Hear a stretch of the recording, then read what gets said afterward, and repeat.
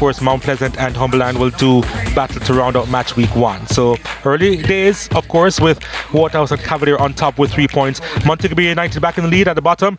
They have some way to go, but they didn't look too bad yesterday either. No. As I noted, they looked very good up to the point where they went down to 10 men, and even after that, they still fought manfully. And perhaps they'd feel a touch unlucky to not have taken anything from the game, especially having missed the game's glorious chance. Alric Otti running through and missing an empty goal. But guess what? Those boys will be back. Otti will be back as well. George earlier spoke with one Donovan Ducky, who usually complains about the short time pre-season is before obviously the start of a Premier League season, and let's hear what he had to say about his preparation for this new season. Well, it can never be ideal, but we're grateful for the time that we have gotten. We have gotten about 4 to 5 weeks pre-season training.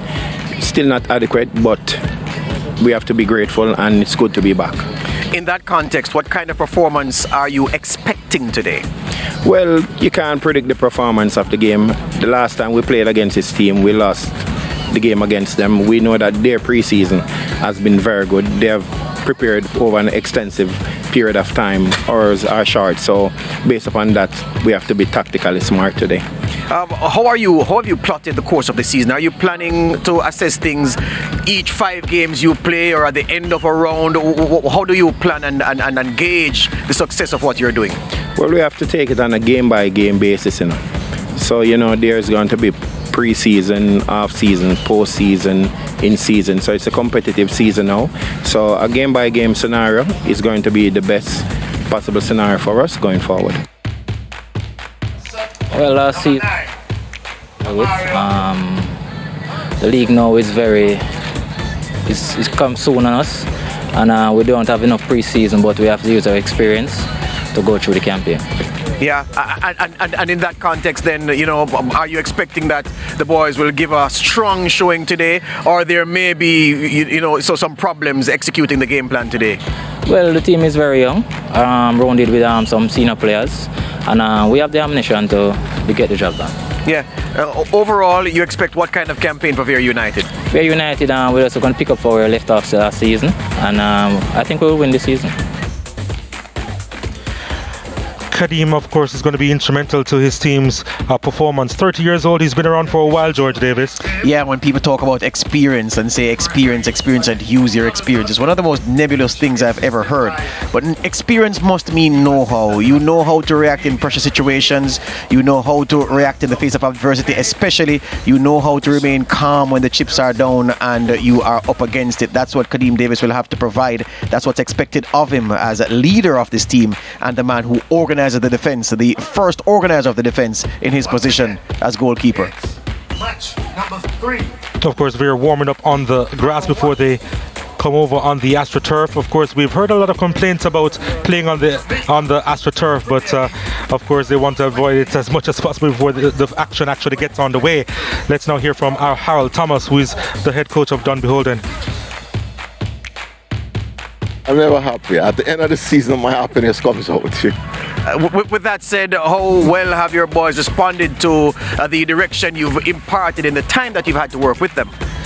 It has been an improved reception from the lads. The extended preparation time has done much better for us. But there's so many items to deal with, you never have enough time. So we come into the competition still working on issues. Have you prepared for this game very specific, or just to execute some things because the season is long? In other words, is today's opponent foremost in your mind, or you just want to make a good impression regardless of whoever you are playing against? It's not specific to Vere. We want to come and play good, to execute some of the things we have done on the training pitch. We're not even sure what Vere is like as a team. So that is a process that will go on, but right now we're just concerned about having a good showing, have the lads play to some of the issues we have worked on, and see the intensity that they can carry into a game like this. Are your boys fit enough to manage the conditions here over the course of the 90 minutes? Because we spoke to the teams who played in the opening game yesterday, and they found it tough, Cavalier down at Gardens. Well, we have put in enough work, and there's a level of fitness. I'm not sure if the level of fitness would come on under these circumstances, but we're good enough to go the distance. exactly whether or not we'll be 100%, I'm not sure. I'm not thinking about nerves, just more confident than last season. Yeah, your coach said the preseason could have been better. From a player's perspective, what are those things that you wish you had more time to work on? Maybe, we'll get some short notice based on the league keep putting off. It was set from the 4th of this month and it pushed back, so we have to a bit delay and start over again for certain things. What about the unity in the camp ahead of the season? Is there the unity behind Dunbeholden to really push for a big finish this year? Yeah, positive as always. Dunbeholden, small community, small club, but we always try to keep the unity together. I've been really impressed with Nico Christian. Last year he was a workhorse in the middle of the park for Dunbeholden. Just had 3 assists to his name, wasn't on the score sheet, and the 30-year-old is expected to be pivotal to Dunbeholden this season, although he's not in the starting lineup today. Yeah, maybe one of those who is short of work coming into this new campaign, hence his place on the bench to start the campaign. But the things you said about him are correct. He is one of their most creative players, and he puts in a very, very solid shift every time he puts on the jersey. All right, we'll take a quick break here from the UEJFF Captain Horace Centre of Excellence. We'll be back with so much more after this.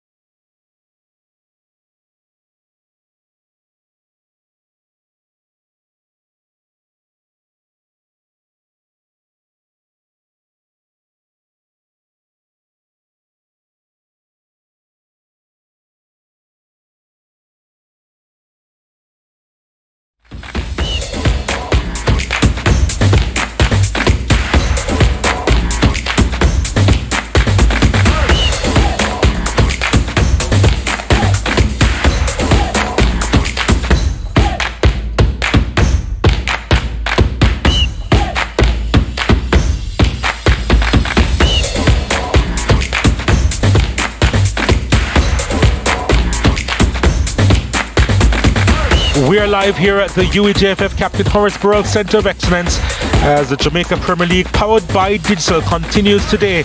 Match week 1, Vere United against Dunbeholden, the first game of the doubleheader this afternoon. Now the teams make their way out to the middle as we take a look at Vere United for the first time this season, and then right after them Dunbeholden will make their entrance onto the field of play.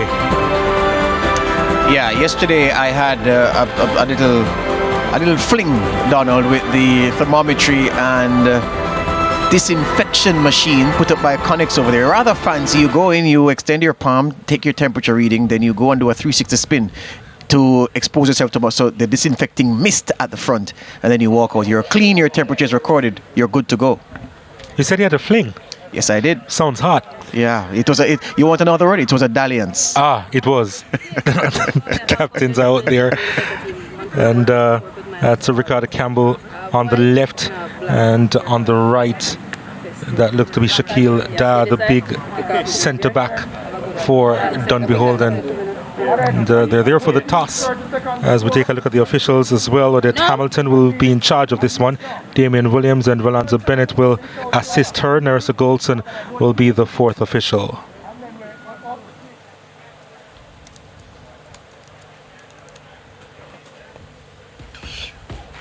So this is the starting lineup for Vere United. Kadeem Davis is in goal. They have a back four of Lewis Campbell, Kevin Graham and Trevon Salmon in the middle of the park. Lamar Neal, Javier Brown, Ricardo Dennis, Ramon Plummer and Ricardo Messam behind the centre forward Francois Swaby.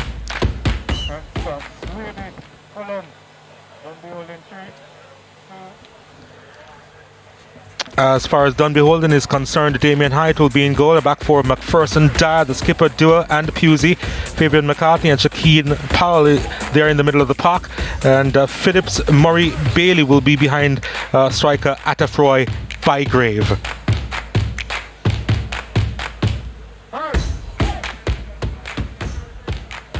Just moments away from the kickoff here. And you see the teams just meeting for the final time. And again, the early stages of this contest will be interesting to look at. Both teams, of course, not happy entirely with the pre-season. I must admit, though, it would have been better before last season, where it was a much shorter time. So I think they'll be more appreciative of that this time around.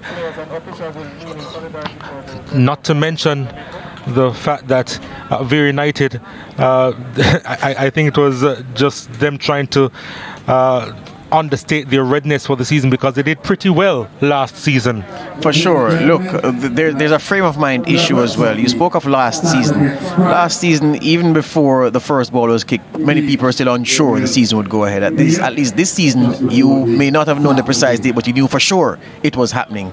So I think that would have helped the players immensely going into this campaign. And 4 or 5 weeks for pre-season, people might say, well, that's a lot of time. Not really, given the strength and conditioning that has to go in before the ball work starts, as we see the players taking the knee, talking. Well, it's a gesture aimed at raising awareness about the level of violence and crime in Jamaica. Very, very high homicide rate. And yeah, it's a powerful gesture by any measure. You're right, George, it is. But the game will get on the way now. And it will be Dunbeholden, of course, in their blue outfit. Vere United in the white and yellow. And again, it's Dunbeholden again will be playing to their strength, which is very much possession based. I actually like watching this team play. Their transitions more often than not seamless, and they like to play through the lines, and they play with some speed as well. I'd like to tell the viewers to keep an eye on the man wearing number 10 for Dunbeholden, Rodave Murray. Not so long ago, he was the hottest striker in schoolboy football when he wore the colours of Dintil. And as we see Donovan Ducky somewhere between leaving high school and this point, he's not quite managed to put it all together, but he's some finisher.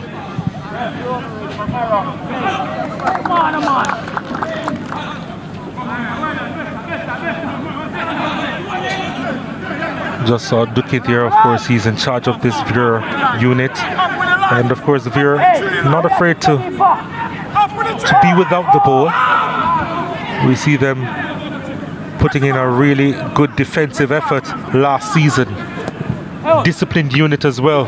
They've had more time together. And let's see what will become of them this season. To the point you made, as we see Odette Hamilton having to enforce order early. When they were beaten 4-0 in the semi-final, many people thought it was a misprint in the newspaper. A Vere team being beaten 4-0. That doesn't happen. Lovely delivery inside, that's headed away. And not the most convincing clearance. Swaby being that target man, running back trying to win possession, but Dunbeholden pretty comfortable with the possession at the moment. McPherson trying to get a touch inside. And McCarthy picks it up. Fabian McCarthy, number 8, another man to keep your eye on for the viewers watching out the team in blue. McCarthy trying to thread that through. Comes out as far as Pusey with the effort. It's wide of the mark. Clayton Pusey letting fly early in this one, and he didn't miss by much. No, he didn't, and he approached that as if he wasn't sure that he wanted to take a shot on target. It wasn't closed down, and then decided to try his luck. Look at his approach. Yeah, well, there's another angle which showed you that he took some time to get there and then decided to let fly. The point I was making about Fabian McCarthy, about 3 seasons ago, Donald, when he was playing for the UWI, he was regarded by most coaches, most coaches regarded Fabian McCarthy as the best midfielder in the league, and I can tell you that with certainty based on the coaches that I spoke to off camera. Perhaps they wouldn't want to say that, not to take away confidence from their own players, but he was very highly regarded at the UWI.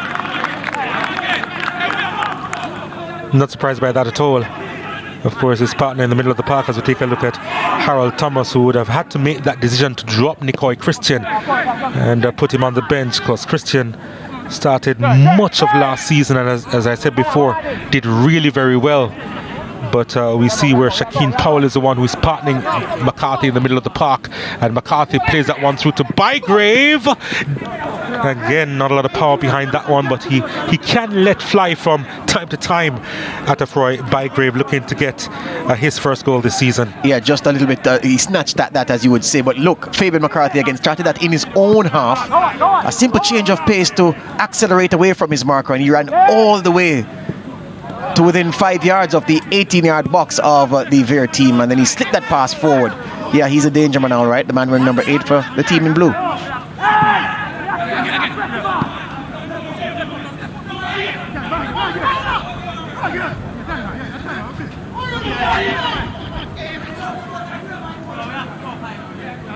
There's Shakeen Powell.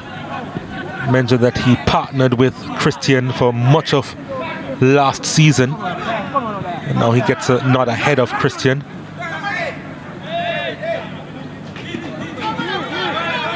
Vere United will have some possession in Dunbeholden's half. Now they have a throw. Almost 5 minutes in. I don't think any of the Vere attacking players have touched the ball yet. Neil was trying to spread it to one of those attacking players, Ricardo, or rather that was Javier Brown, I believe, over on the far side.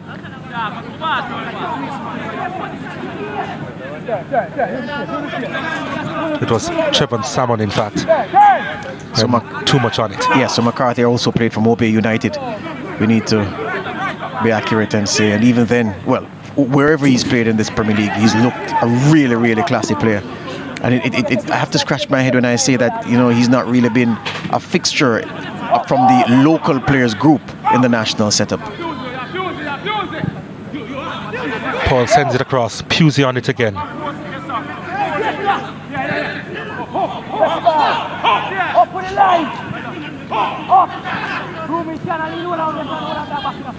Powell. Pusey. Back to Powell. Quite a partnership between these two so far. Phillips sends this one inside at the back post. It was too high there for Bygrave, and there was a handball there. Well, Odette Hamilton believing that Neil was fouled inside the box, but you call it right. Dunbeholden extremely comfortable, each man with the ball at their feet. Nobody's trying to keep it for too long, though. It's moving nicely. The passage of the ball is fluid, and Vere content to close down spaces, not to press too high octane in this hot sun too early in the game, but quite enjoying not having much of the ball, the team in yellow and white so far.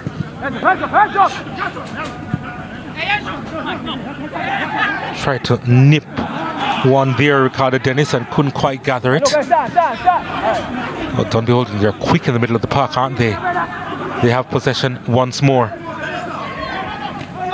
And there was a late challenge coming in on Fabian McCarthy. Yeah, Ramon Plummer there just getting his tackle wrong.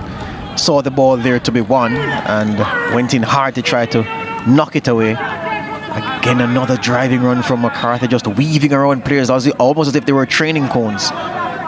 Now he has to be careful for the rest of the game, Ramon Plummer, because of this challenge, which was late, very late and reckless.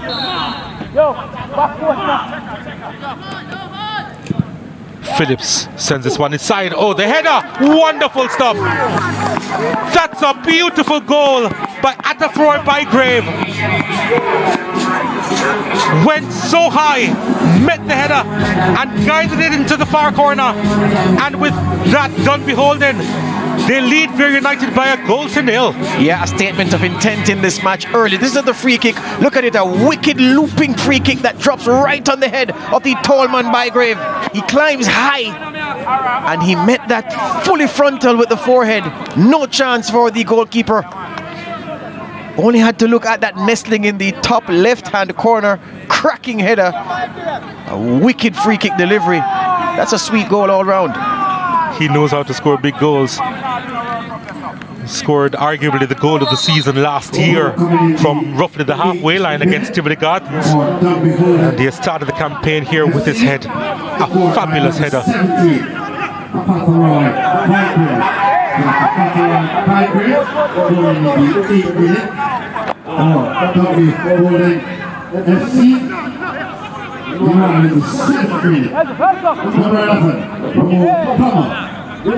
So let's see if Duki makes any tactical adjustments, because his team were willing to invite Dunbeholden to attack them early, confident that they could hold them and then catch them on the counter on the transition. That plan may have to be tweaked because they find themselves 1-0 down so early. Yeah, the set pieces were always going to be pivotal against this Vere team, because usually it's difficult to break them down in open play. But that really was a good header. It really was from Bygrave. I'm crediting the header like you, but the free kick was tremendous. Oh, here's McCarthy again going through. Lost at the third challenge. Was there a foul there? There was. Yeah, there's just some grace about McCarthy's movement, the way he accelerates with the ball, the change of pace. The change of pace is subtle. As he goes through the gears, you think the ball is there to be won, and he's gone. Been quite elusive for the boys in yellow and white to pick up so far, although he did foul Alton Lewis just now.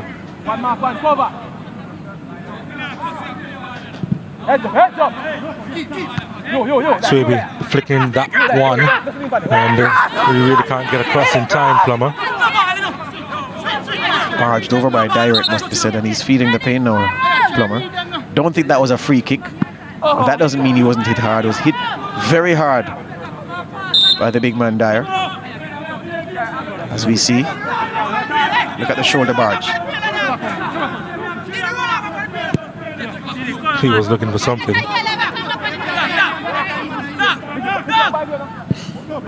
Of course, he was booked earlier, Ramon Plummer. And I'm surprised he isn't more street smart than he's showing, and I'll tell you why shortly. Dunbeholden, they go the other way. 2 to aim for up top. Decides to go wide. Pusey on it now. McCarthy, Pusey. Switching the play over to the left-hand side, and the delivery was blocked. Goes behind for a corner kick. Yeah, here's what I'm talking about, being streetwise. For a player of Ramon Plummer's experience, he should know you have a knock and you want treatment. You need to get back on the field and force the referee to call a halt to proceedings. Why do you get treatment? Your team is playing with 10. Bailey's delivery inside. Here's another chance. And was there a deflection there? Yep, yes, there was. Yeah, but I'm saying Vere have been playing with 10 men since the time that Ramon Plummer went down. He should haul himself back on the field and force the referee to stop the game so he can get treatment. The game doesn't go on without him. I did a match at Stets recently, the Ben Francis Cup semi-final, and one of the Froome boys went down with an injury off the field, and he hauled himself back and put himself on the field and then started rolling around. That's what you do. It's in the textbook, George. Yes. That wasn't a bad cross from Bailey and Dave Murray. That was on target, you know. And it was blocked and it went behind for a corner kick. Here it is now. Again at the back post, and the header is over the top again from Bygrave. Yeah, wanted to hang like Cristiano to direct that ball goalwards. Speaking of Cristiano, you should have seen the celebration when he scored the header just now, Donald. He wheeled away and went to the corner flag, where Cristiano does it most of the times, and wheeled his finger, and you know the rest. Sue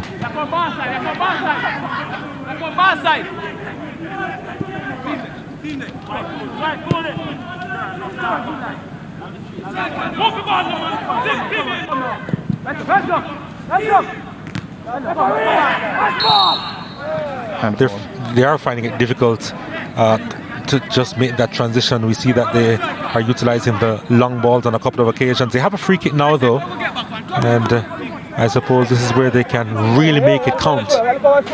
Yeah, well, the midfield of here is not working like it is for the Dunbeholden team. Dunbeholden are slick ball-playing defenders out to the back, connecting with ball-playing midfielders, and that's how the ball seamlessly moves upfield. They're having some trouble getting their ball players connected with the game in the right way so far. Neil's delivery, handled. Elton Lewis is up there, the ball played inside, here's a chance, and the keeper is off his line. No offside. None indeed. And they are angry with Ricardo Dennis for seemingly pulling out of the challenge. You should have seen his teammates berating him. He was avoiding the collision. Wow. And he's now defending himself vociferously, having an argument with a couple of his teammates who are wondering, why did you go and stop? Why did you go halfway? I don't think they're challenging him that he didn't get the ball. I think the fact that because the keeper was off his line, it could have been a penalty, and he continued his run. Here's a chance for Dunbeholden now, with Murray, went too wide there, and Bygrave committing the foul, and it's going to be a free kick to Vere. Yeah, the sum total of all of that was that he didn't challenge. He pulled out of the challenge, and you can't do that as a striker. You have to gamble. You have to be brave.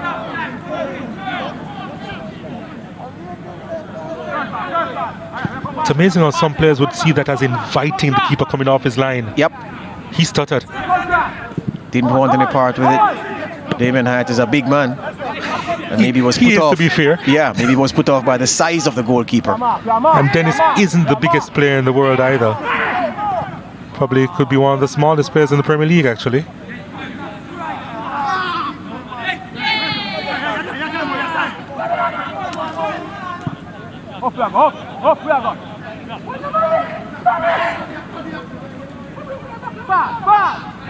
Phillips going on a run and was clipped. It's going to be a free kick to Dunbeholden. Yeah, Dennis in the defensive position. Again, most of the times that you've had cause to call the names of the attacking players for Vere United, they're in a defensive role. They're doing something on the defensive end. That just shows you the dominance of Dunbeholden in this game so far.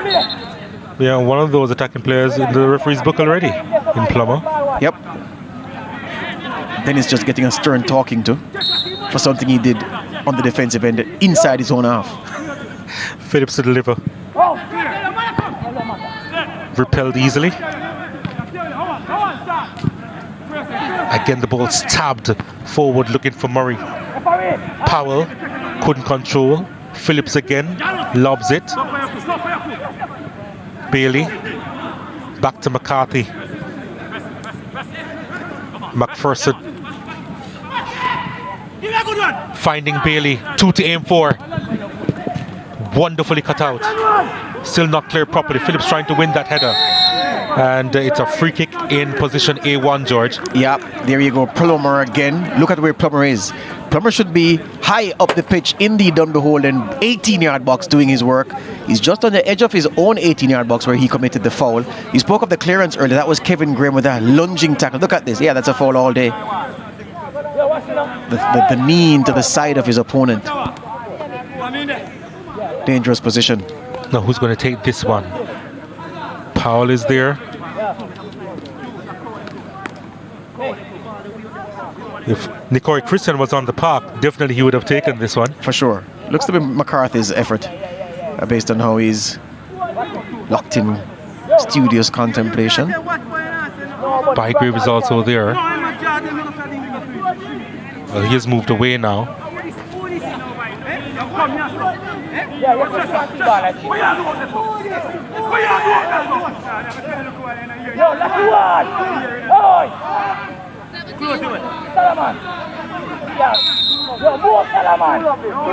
So here's a free kick for Dunbeholden. Straight into the wall.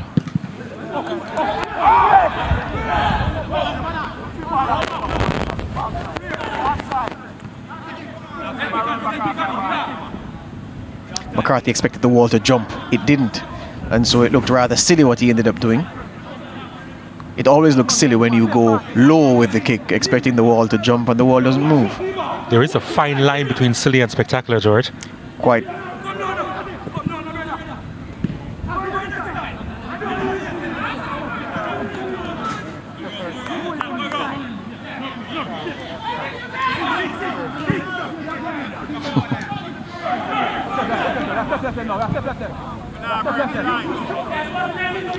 Here is Vere.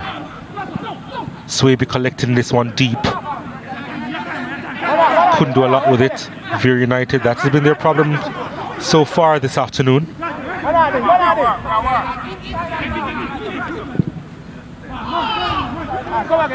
That should go out into touch. Yeah, McCarthy apologizes for overhitting that one to Rodave Murray, but there's so much to admire about what Dunbeholden have been doing so far. They're so slick, so coordinated, ball handlers on their game. McCarthy and Phillips, the frontmen, are also on their game. Bygrave has a goal to his name already. Rodave Murray has been involved. The defenders are comfortable in possession, led by the captain Dara, comfortable building the play from the back. They look slick. They look slick, this team in blue. And if Duki's pre-match comments are anything to go by, Vere look decidedly short of work coming into this first game of the campaign. Yeah, indeed they do.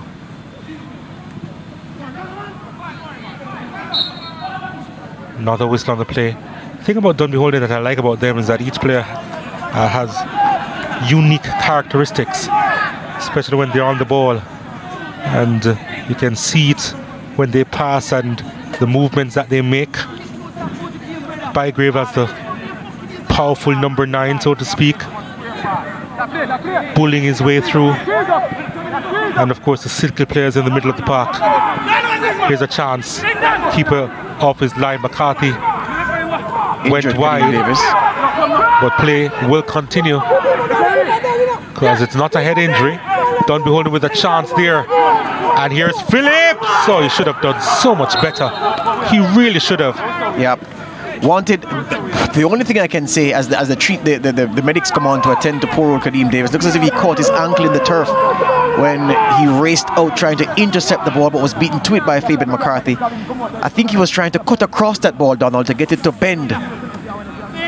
But all that the approach did was cause him to miskick horribly. Yeah, the studs got caught in the turf. I feel that from this distance. Not good for the captain. Now look at this now. Yeah, he was trying to cut across. I think he kicked the turf before he actually made connection with the ball. So that was part of the problem with that effort from Phillips. Well, Davis gets the attention now. Bailey was the one again creating havoc over on that far side. Yeah, well, Vere United needed this break. They need to. Almost said that they need to regroup, but they need to group because they haven't grouped so far. His goal has made the difference in this one. Jumping high, winning the header, 1-0. I know you're in love with the header, and I too am in love with the header. That's a cracking header, but I'm telling you, the delivery was on point. It arced over those defending nearest to the goalkeeper's first post. And then he really snapped that neck into it. Yeah, that was a pretty goal.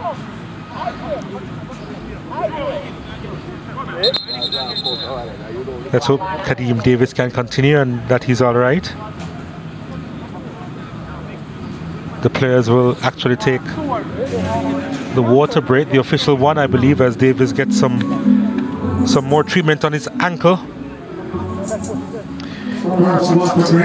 A good time as well. Harold Thomas can sit. I almost said that he can sit chilly, but you can't sit chilly in this weather. No, you can't. But he's more comfortable with the two coaches for obvious reasons. He has problems. The thing is this: Vere United just haven't played so far. There's nobody in a white shirt who looks comfortable in possession. Absolutely nobody.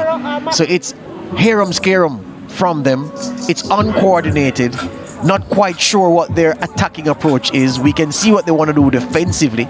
They want to invite the pressure, win the ball back, and then break. but they haven't got many opportunities to do so, given how Dunbeholden have been moving the ball. While for the Dunbeholden team, they've just looked slick. Very, very agile, very easy on the eye. They have that 1-goal lead. They were confident before. They're brimming with it right at this time.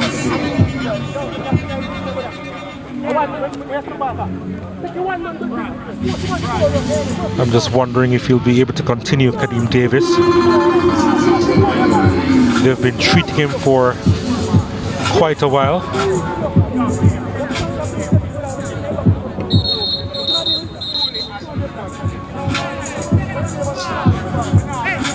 There have been quite a few set pieces in this game so far, and I mentioned that Vere would really have to utilize the ones that they do get, because in open play they haven't shown a lot of imagination, let's say. Not at all, and they've shown things. Well, they haven't shown things more basic than imagination. So there's a lot to not like about this, the opening few minutes from Vere in this Premier League season, and he can't be happy. Knowing him, must be very unhappy with what he's seen so far.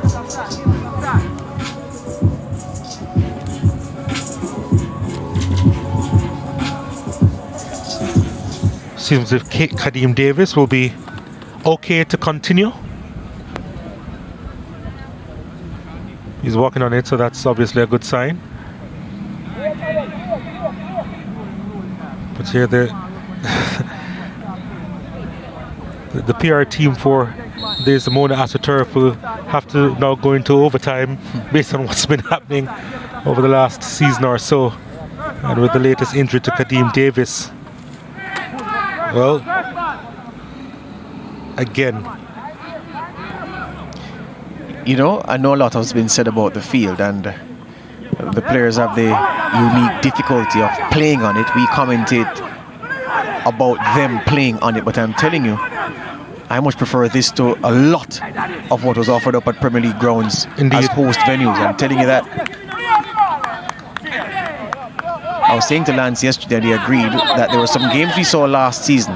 There's an injury in the back for Vere. Looks like another ankle injury. Is that Ricardo Dennis? Yes, it's Ricardo Campbell. Yep, yeah, Ricardo Campbell. The skipper. Yeah, I was saying, there must have been an off-the-ball incident, because Odette Hamilton has come near side to talk to the assistant on our side of the field, Donald. So it may have been something off the ball that she's being advised about. Let's see if she takes any action.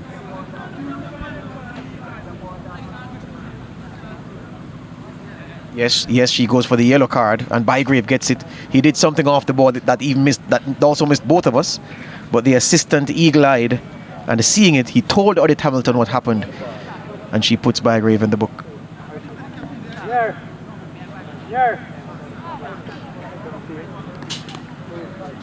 Yep, so just to confirm that yellow card to the striker and the goal scorer in this one. Yellow card issued. Adefroy Bygrave.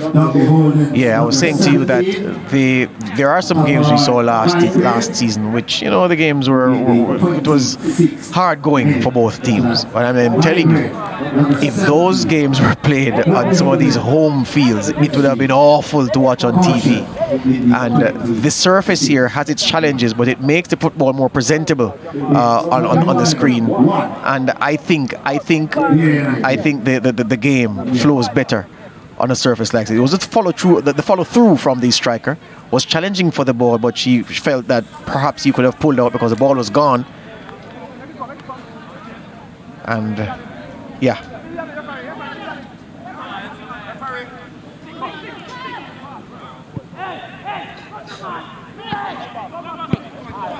Would the assistant referee, would he have advised her to show the yellow card or just tell her the incident? No, because that's purely her discretion.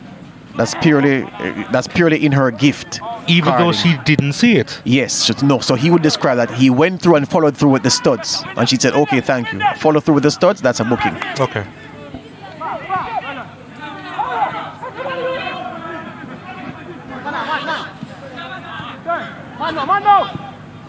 Dunbeholden with majority of the possession so far at 61%, and here they are on the ball with Bailey doing well to recover. McCarthy captures it, finding McPherson now.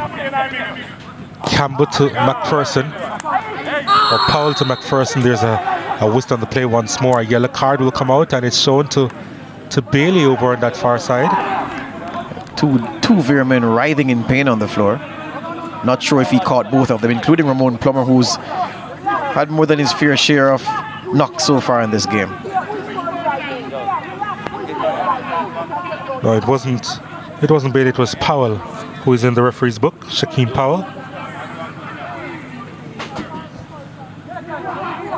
There he is, the number 21.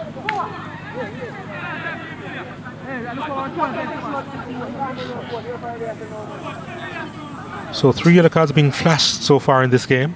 Well, I tell you what, Odette Hamilton has booked the coach of the Dunbeholden team, Harold Thomas, who was protesting the showing of the yellow card to Powell just now. And she went over to him, had some words with him, and then he continued remonstrating with her, and she took his name. First,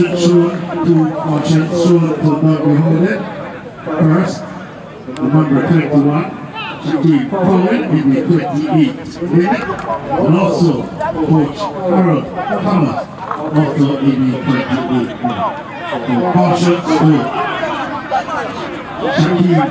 minute. So frustration all around. Both coaches not happy with proceedings for Harold Thomas. Recent happenings. Swaby, lovely ball played through, the shot is saved, and it was Neil making that run inside the box, and Hyatt moving to his left, parring it around the post. Yeah, that was a beautiful move. Look at Swaby just putting his studs on the ball and waiting for Neil's run to be advanced enough for him to get the return pass in a good position. Very good from the big man. Neil always under pressure. Did well to get the shot off, actually. Corner kick to Vere. Well, that was poor. Yep. Bygrave. Bygrave, I suppose he has to be careful there. Was there a hand in the face? Bygrave, of course, pleading his innocence.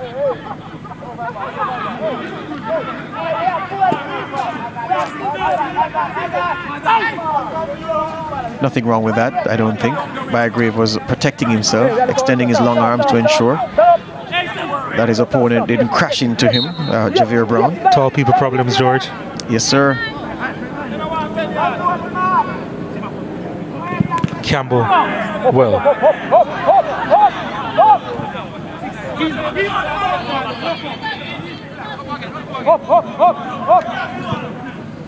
Graham. Murray plays it back to his defender. They look easy at the back. Dunbeholden, Dua. Pusey.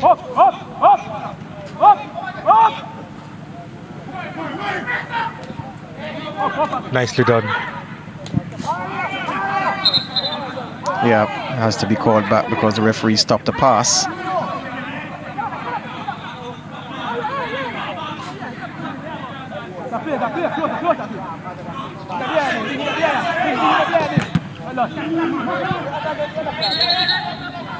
Head injury. I was about to say to you that the recent passage we had, where we had yellow cards, we had stoppages, we had the injuries, it wasn't good for Dunbeholden, but it was good for Vere, because it was checking the Dunbeholden momentum, and it was perhaps giving the Vere boys a chance to really get to grips with this game. Dave Murray went to close down, and his face getting in the way of the ball. And that's why the referee called a halt to proceedings.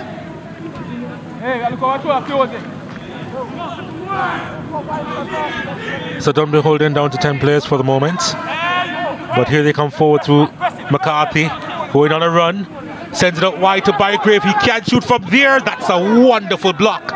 Yeah, but Bygrave took 6 years to make up his mind to take that shot, allowing Ricardo Campbell the time, giving him the time and space to slide through and effect the block. But look at McCarthy's run once again. Look at him. Bygrave is taking too long to make up his mind, man. Well, he was fine. Murray got back up quickly to recover. Pusey, McCarthy, Powell, now McPherson.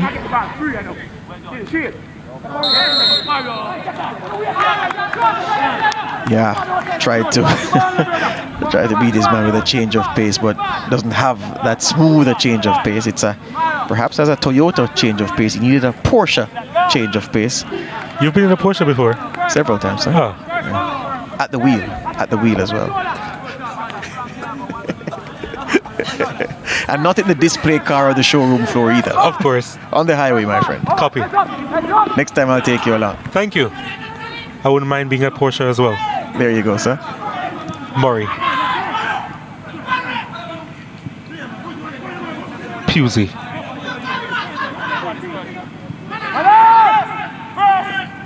Powell. Murray. McCarthy. Nicely done. Class. Ball dinked over the top. Wanted to get something on it by Grave, and another attempt coming in from Bailey. Wide of the mark. That was another chance because that ball dropped over by Graves' shoulder. He was seeing it, knew where it was dropping, but somehow couldn't coordinate his body to get a shot on target. Look at this ball from Powell. Over the top. Yeah, Bygrave ought to have done better. A rather ungainly attempt by him. And then Bailey's effort, wild.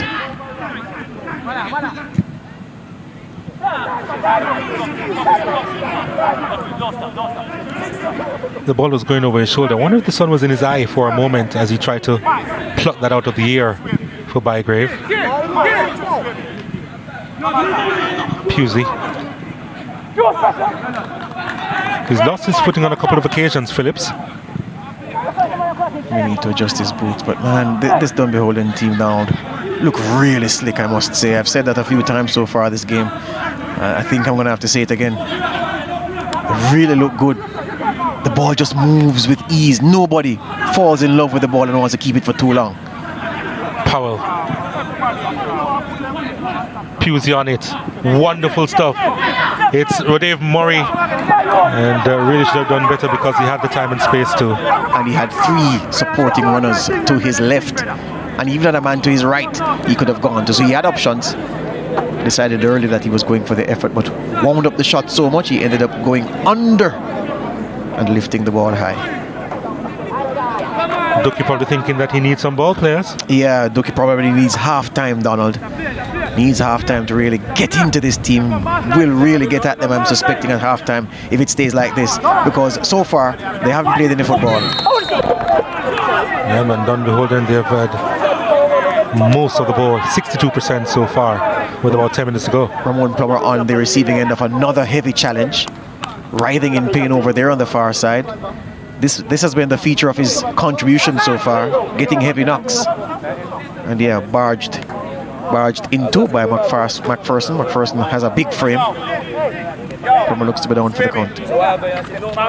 Since he's been in the referee's book, that yellow card in the 7th minute, I believe, he has been on the receiving end of some harsh challenges. 3 of them by my count. You'd almost think it was karma. Yeah. The thing is this though, I don't know. It's the first game of the season, so you can't be overly harsh. And then it's a Donovan Lucky team, so you know that the direction that they get is high quality. But I'm not quite sure, as we see Harold Thomas in conversation with his number 9 Phillips, not quite sure the frame of mind was right for the Vere team coming in. Simple thing, a player gets injured, that's Plummer, just behind the goal line, and you stay off the field and ride in agony while the game is continuing without you. It's basic. You go on the field and force a stoppage. That to me suggests that it's a player not thinking. The game awareness, not what is required. Disappointing Coach Ducky and disappointing his teammates. There's a free kick. Again, easily handled. They've been subpar, the free kicks from Vere. Most things from Vere have been subpar, even though they're only 1-0 down. Speaking of subpar, can Bailey keep it in? No, he can't. Yeah. They gave up possession a little bit too easily there, Vere. Let's see what they can do with this possession. Lewis. Again, poor.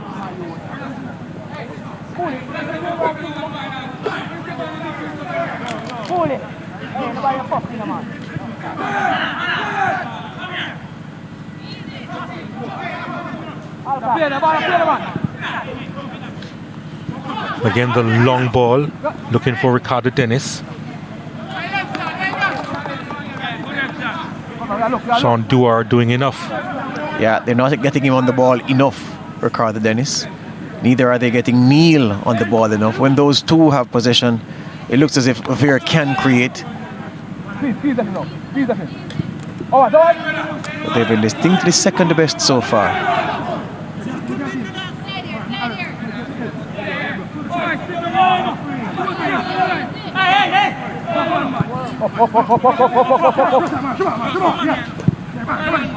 Brown trying to switch the play. Bailey saw it, just need to get by a second challenge, couldn't. Across there was Ricardo Campbell, who's done well so far this afternoon. And here they come again, Vere. Swaby had to collect that one deep. What can Vere do with this possession? Lewis. Neil.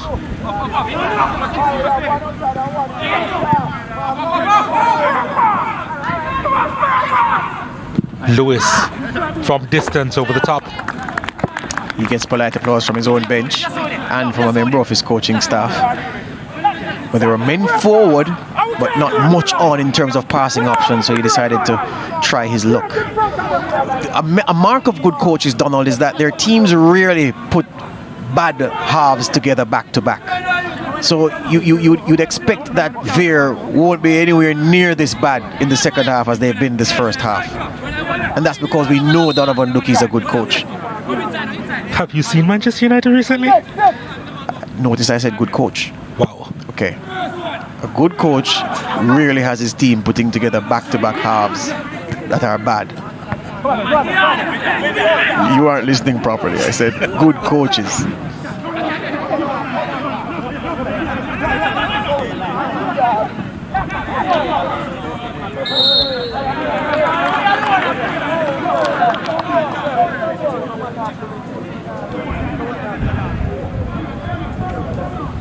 So, free kick to Dunbeholden. 5 minutes to go before the halftime interval. They'd love to get a second goal here, Dunbeholden.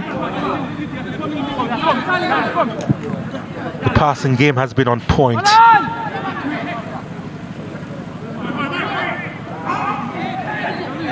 Referee says play on until he couldn't. Yeah, I heard that kick from here. That was a hefty kick into the ankle of Alton Lewis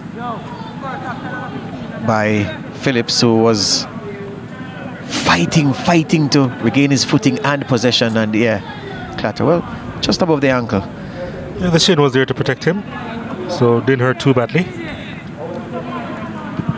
Well, the shit guard, I should say, not the shin. I thought about it and then I left it alone.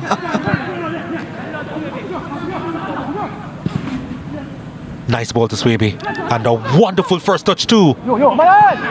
Trying to slide that one through was unsuccessful, and now it'll go the other way. This is Murray, has Bygrave ahead of him.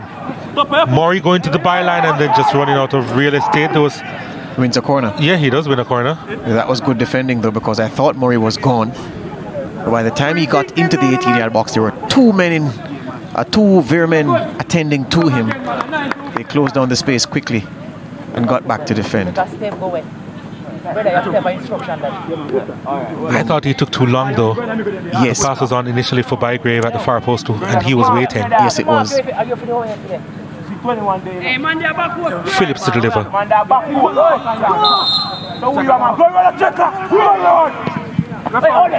Oh, that's heavy. It went out of play, so it's a goal kick.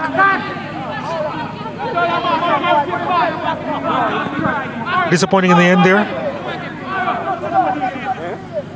Dunbeholden still leading by a goal to nil with 3 minutes to go in the half. but they've not been as dominant as before that water break. Yes, that Kadimi Davis injury and the extended water break, and the disruptions to play immediately after that with the bookings and the injuries. So their momentum has just been checked somewhat. Probably they'll welcome halftime as well. Yeah, they need the breather as well. They've gone through a lot of running, especially this man in the possession of Pusey. Yep. Who turns it inside to Powell. McCarthy has been doing a lot of running as well. Yeah, he's been the class player in the park so far, man. Here's McPherson. Bygrave collecting that. It was a little bit too short, but he was impeded. And so they'll get a free kick, Dunbeholden.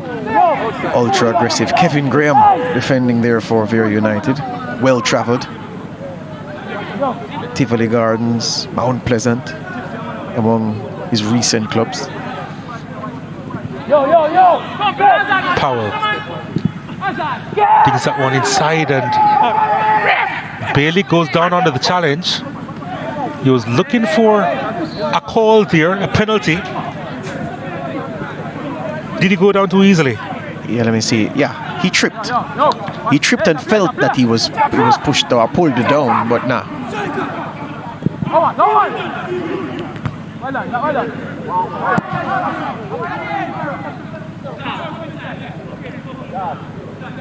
Francois Sully hasn't had much service, and so he's had to be trying to turn provider, dropping back near to his half line to pick up possession there from the defenders and try to orchestrate the Vere attack.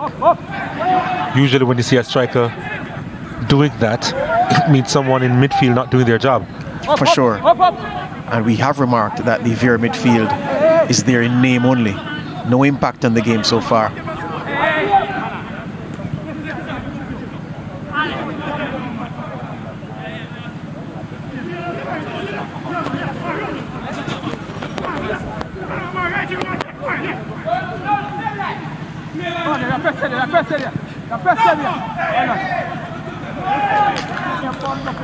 If this were a multiple choice exam, Donald, you'd say that Vere have messed up the first 15. Here's McCarthy. He's trying to go through a body of players there. McCarthy gets it again and was harassed.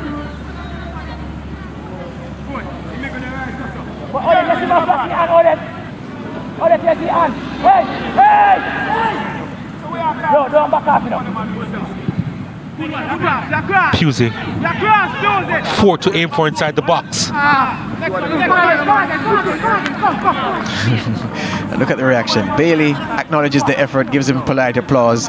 Bygrave looks at him with scorn.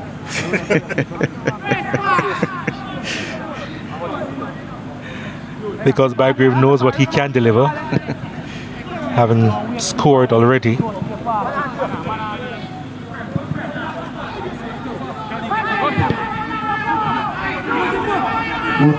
Just indicated. Phillips must be operating on solar. He's been everywhere. Look at him. He was the one who closed down that attempted clearance out of the fence from Vere United, which resulted in the throw to his team. Not even the Energizer Bunny in these conditions will be working as hard as Demario Phillips for Dunbeholden, the man wearing number 9. McPherson has it and gives it back to his skipper, Dyer. McCarthy. Oh, that's wonderfully done. Really a class act. Pass should have been better from Phillips though, but Murray picks it up and McCarthy sends it back out wide to Pusey. Can he put in a better cross this time? Well, it was better, but still below par. Yeah, met with derision again from Bygrave, asking him what the hell was that. And there are several arguments among the Vere players, Donald. I've been noticing that for the past few minutes, which in itself is not a bad sign. It suggests that they're trying to coax better out of each other. And I don't have a problem with that.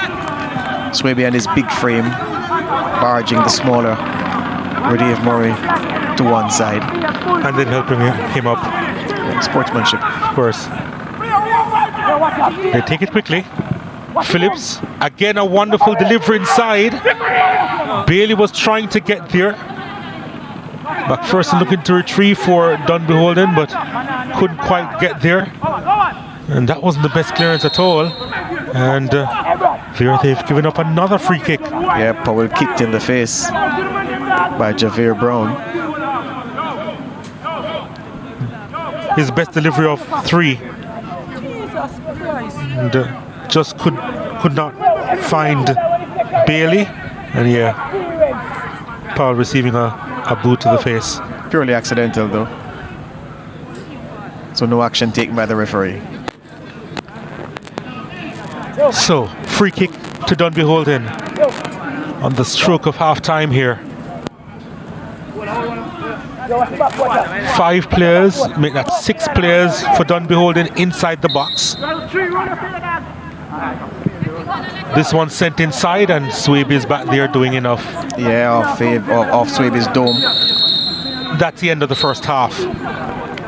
Dunbeholden, they've been really good in this one. And that man's header early in this contest, the difference between the two teams. Atafor Bygrave getting his first this season. And Fabian McCarthy, he has been pulling the strings in the middle of the park. Ricardo Dennis hasn't really been up to the time in this first half, but they will have to regroup. Vere United, after 45 minutes, it's Dunbeholden 1, Vere United 0.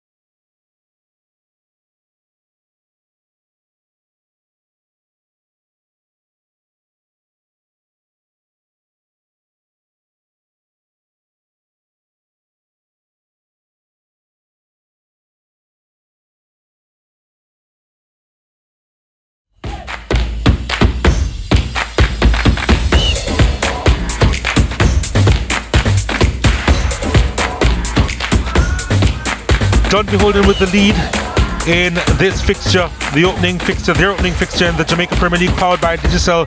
Atafor Bygrave with the header there, and a wonderful goal to give Donovan Ducky and his team a headache at the halftime interval here. 1-0 the score. Bygrave's goal coming in the 8th minute of play, and Vere United, they have a lot of work to do. They were doing a lot of the running, Dunbeholden, in this first half. And here's Pugh's effort that wasn't too far off the mark.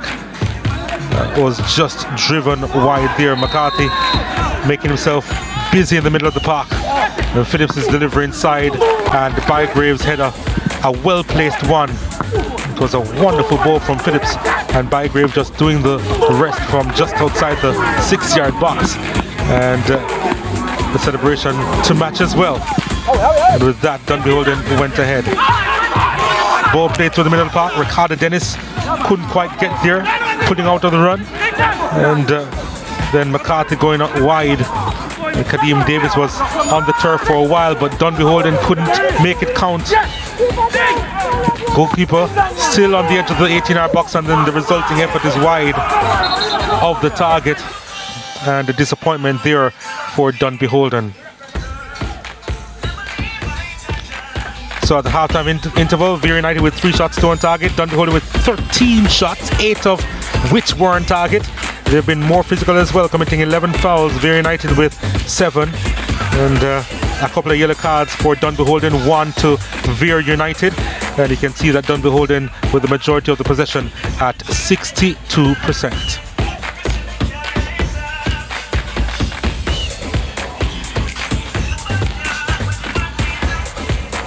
Of course, there was a lot of action on the opening day in the Jamaica Premier League, powered by Digital. Let's take a look back at the goals yesterday. From the kickoff, Cavalier had shown their intentions.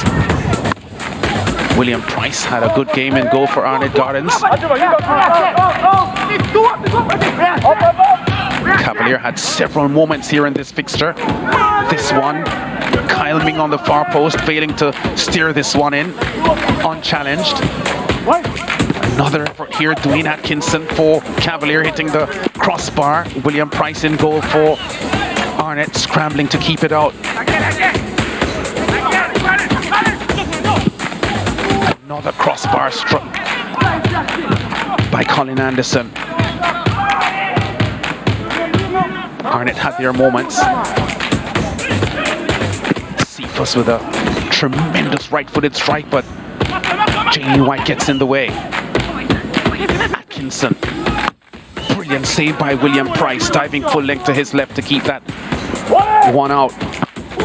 And there's Tope's headed goal, just steering that one in from the corner.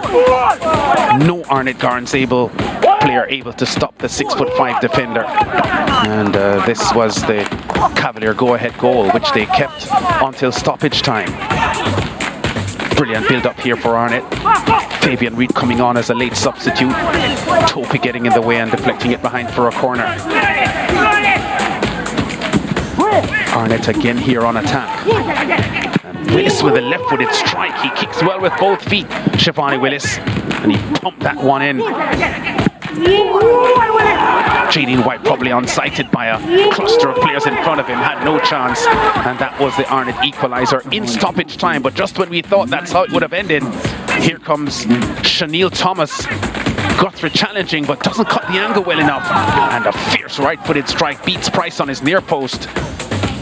Well, Price is on his near post, but the ball beat his right hand. And that was a fine strike by the substitute, Shaniel Thomas, for Cavalier.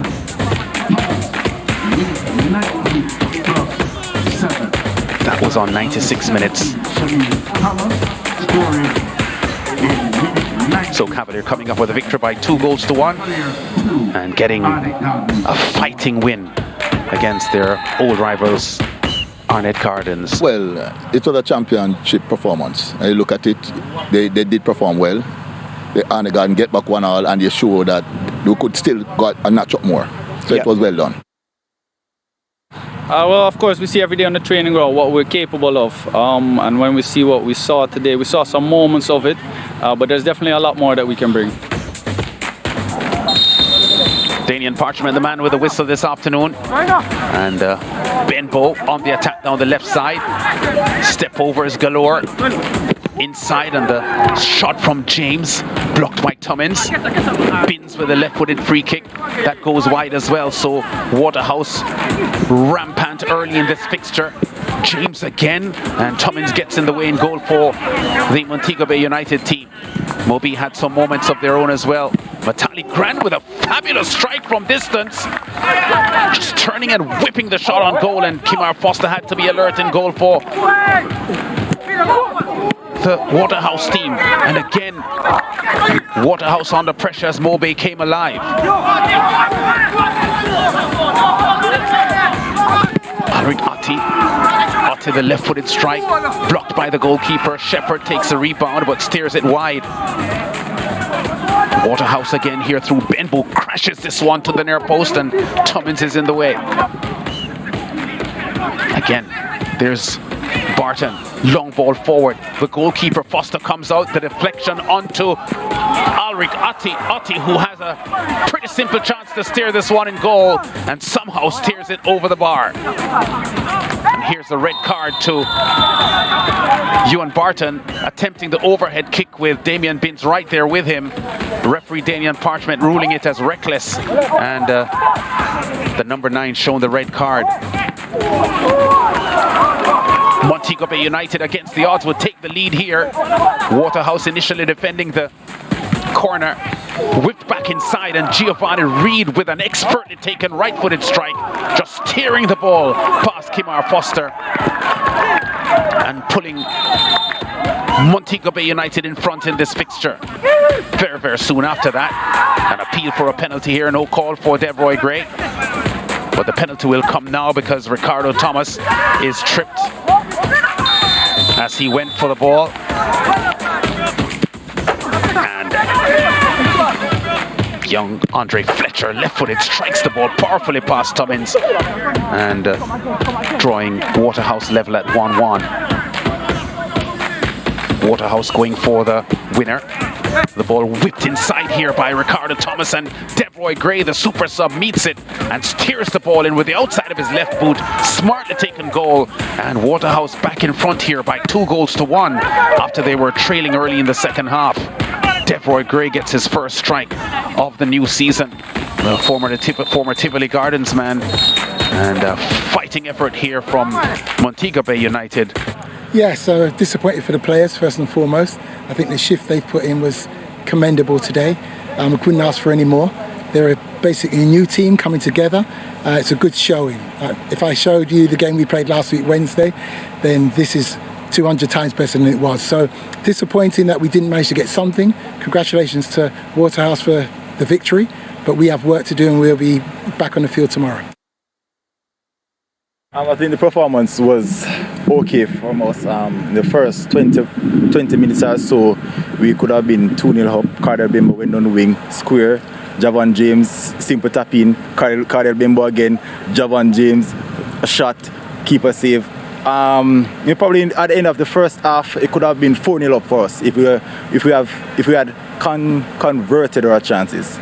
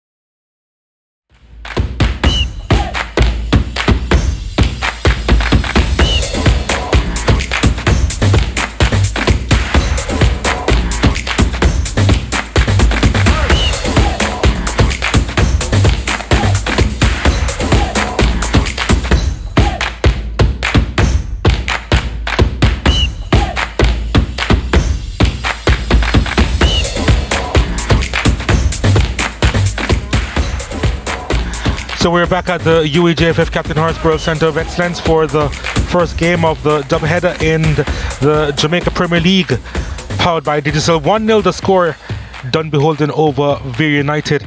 And George Davis is still with me.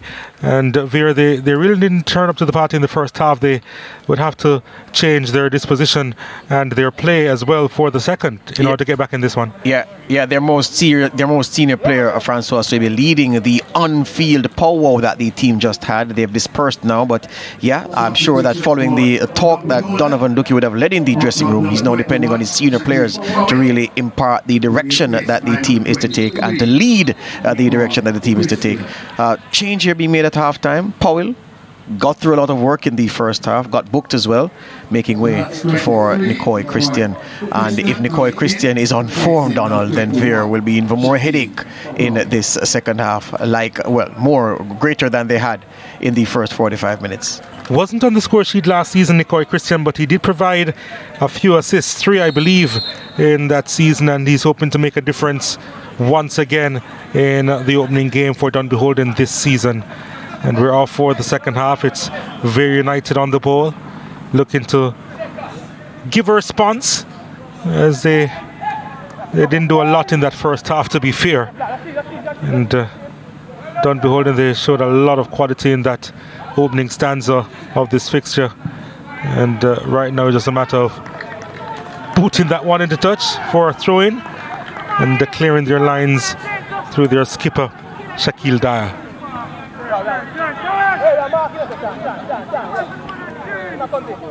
They would want to respond early if they are to have any chance of winning this game, Vere United. Dennis disgusted he didn't get the call for the corner kick, as we see a man gone down in the Dunbeholden box.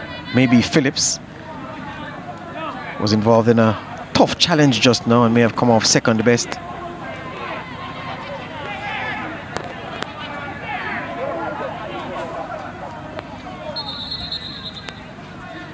And the Dunbeholden boys are having a word with the assistant on this near side, as we see Harold Thomas. He was booked in the first half, remember. The Dunbeholden boys, Donald, are having a few words with the assistant on this near side to say, because they thought that the incident that caused Phillips to be laid out on the turf, that it was a foul that he should have informed the referee about.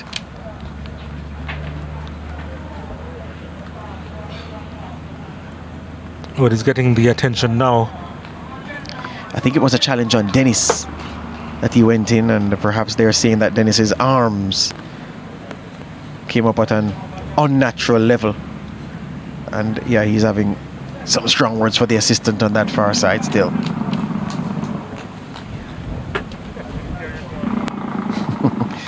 The assistant is saying, well, there was nothing in it.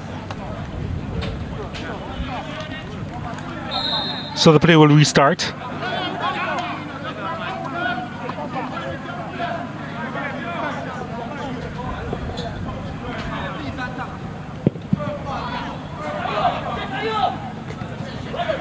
Well, Murray allowed the ball to hit him.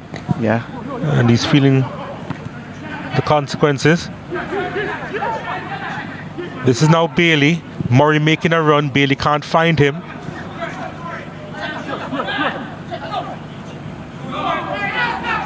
Here's Vere. Mess up. Didn't see a lot of him in that first half. Swaby. Beautiful play. Wonderfully done. Salmon. Forced to go back. And that wasn't the best delivery to the edge of the box. Christian getting his first touch, trying to set free Bygrave. Couldn't. Kevin Graham there with that bad effort from defense.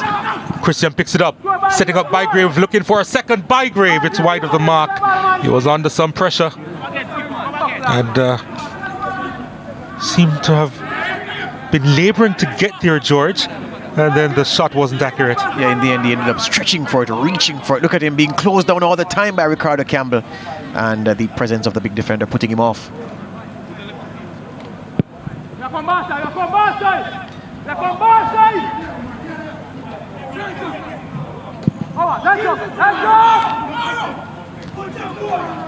Oh, Swaby has done some excellent work And now the ball delivered inside and went behind everyone there. There's an infringement that wasn't necessary at all. And free kick in a dangerous position for Vere. Yeah, well, the challenge had to be made, Donald, so maybe we are disagreeing slightly there. But I thought the use of his body by Plummer to make sure that he won this free kick. Pusey was going, he had to challenge. And cleverly done by Plummer to just wedge his body between Pusey and the ball, knowing that any contact would result in a foul. So free kick to Vere United. Number of candidates behind this one.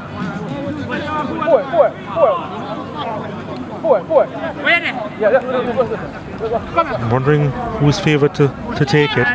Maybe Plummer. Yeah, Ramon Plummer, the number 11.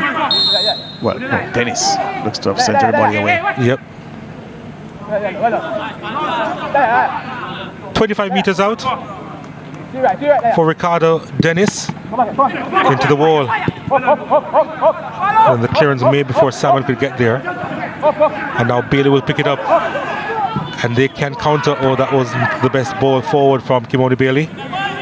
Bygrave takes up the mantle. And Dunbeholden will recycle possession. Yeah. Oh, and they've given it up. It's Swaby. Swaby trying to utilize his strength there. And running out of room in the end. Yeah, the good thing for Dyer is that he knew that the one man on the pitch who couldn't beat him for pace was Francois Swaby. So it wasn't put off when Swaby put his head down and tried to build up a head of steam dribbling into the 18-yard box. Knew he just had to shadow him, just shepherd him away from a central striking position. And then the big man running out of ideas and options, trying to do what he could only do competently several years ago. That's not his game, Francois Swaby. Has gifts. Dribbling like that, not one of them.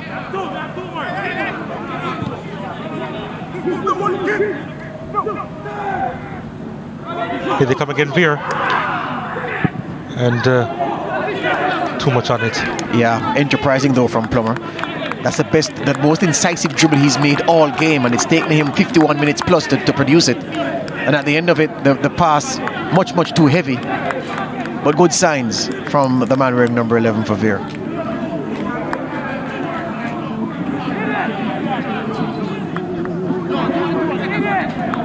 I was remarking to you, Donald, that so far in the second half, Dunbeholden have yet to hit that passing rhythm that they hit with such regularity in the opening half.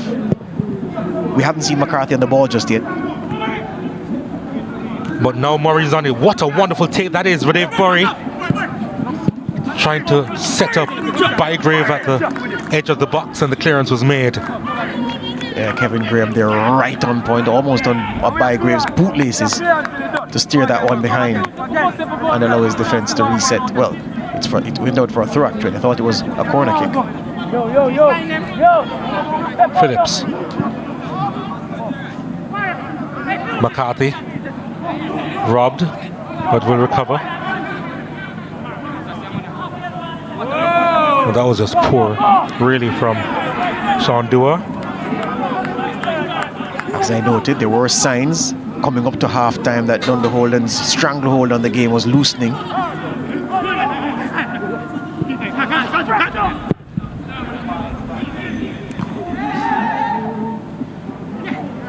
Neil couldn't find Swaby. Salmon's effort. Still a chance, and it's buried. They're back in the contest. Vere United, and it was Neil on hand to blast that in. And what do you know, the team from Clarendon, they make it 1-1. Yeah, well, one ex-Arnott Gardens man firing past another ex-Arnott Gardens man. And I was saying it, Donald, that so far in the second half, Vere have looked spirited. They've looked much better than spirited. They've looked like a cohesive football team.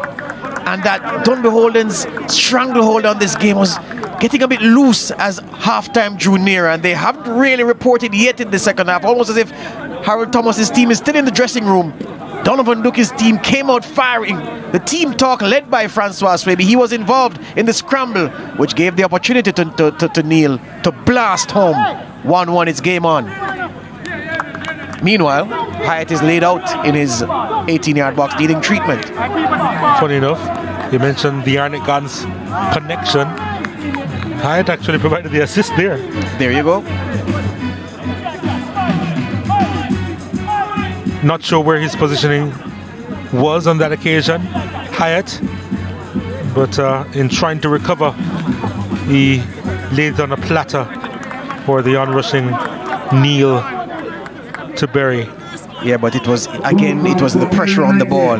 Swaby, Hyatt a big man, Swaby also a big man, two big men rumbling, and perhaps that's what put Hyatt or threw Hyatt off. Caused him to be thinking about perhaps self-preservation when he should have only been focused on handling competently. Didn't handle competently. And that's how the ball broke for Neil to thrash home. Ronaldinho Small warming up on the touchline in case he's needed. Ronaldinho, a goalkeeper? Yeah. Okay. A skillful one, probably. You think he had aspirations to be anything else? I think the parents knew they were getting a boy, and perhaps dad said, you know, he's going to be a footballer, I'm going to name him Ronaldinho. And then the lad came out and took a liking for goalkeeping, making his father look silly. But he's still a footballer, so... Yeah, there you go. Hoping to get in on the action, Ronaldinho Small. But you know, I get, well, not angry, but I'm put out by people who love to talk about, oh, you know, this player has experience, that player has experience, without translating for the viewer what experience means in practical terms. What experience means in practical terms is that the benefit of you having had repeated know-how in a particular situation, dealing with a particular set of circumstances, means that when there are difficulties, you can draw on that to begin to apply the remedy to whatever problem is assailing yourself or your team or your group. And that's what people like Swaby have brought out so far in the second half of the year, even though it's still early in the second half. But as I noted down, before the kickoff of the second half, he was the one leading the team talk, doing the cheerleading, geeing up the boys, saying, you know, let's go, it's only 1-0, it's half time, there's a half of football left, let's go win the second half in the way that we lost the first half, let's go and win the second half. It has to be led by players like that who've been here, who've done it. And Vere have worked themselves back in the game, and some way, Dunbeholden just not as cohesive. This is what happens. So Neil drives at the defense. Bad giveaway there. And it works itself to Solomon. The cross comes in, look at his handling. And again, it was because of the frame of Swaby in his eye line, Donald. Hyatt was put off by Swaby charging at him to get on the end of this cross. And the ball breaks bubbles around, and Neil cleans up the mess, sweeping in that right-footed shot. And with that, the equalizer came, and Vere back level in this contest. The action resumes now, and Vere United will be more confident. Let's see if they continue to show the ambition that we don't often see. They are usually quite reserved, George. Yep. But take it back to the first half, Donald, when Ricardo Dennis didn't want to get involved in a 50-50 challenge with Hyatt. Ball over the top. Dennis.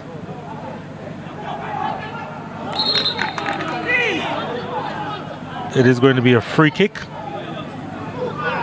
Is it? Looks tough. Yeah. Right. So Dennis didn't want to get involved in a 50-50 with Hyatt, and Hyatt was put off by the sight of an equally big man coming at him. So you can't blame the small man for not wanting to go crashing into a big man. Neil is down, the goal scorer, with an injury, holding the midriff.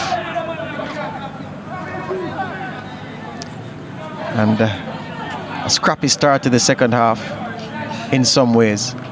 Vere won't mind, especially because they're level on the scoreboard.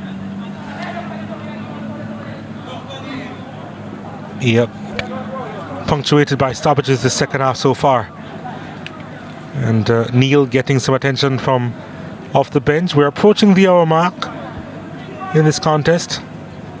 Approaching 15 minutes in the second half. It seems that we've just seen 3 playing minutes in the second half. Not a lot of action on the ball.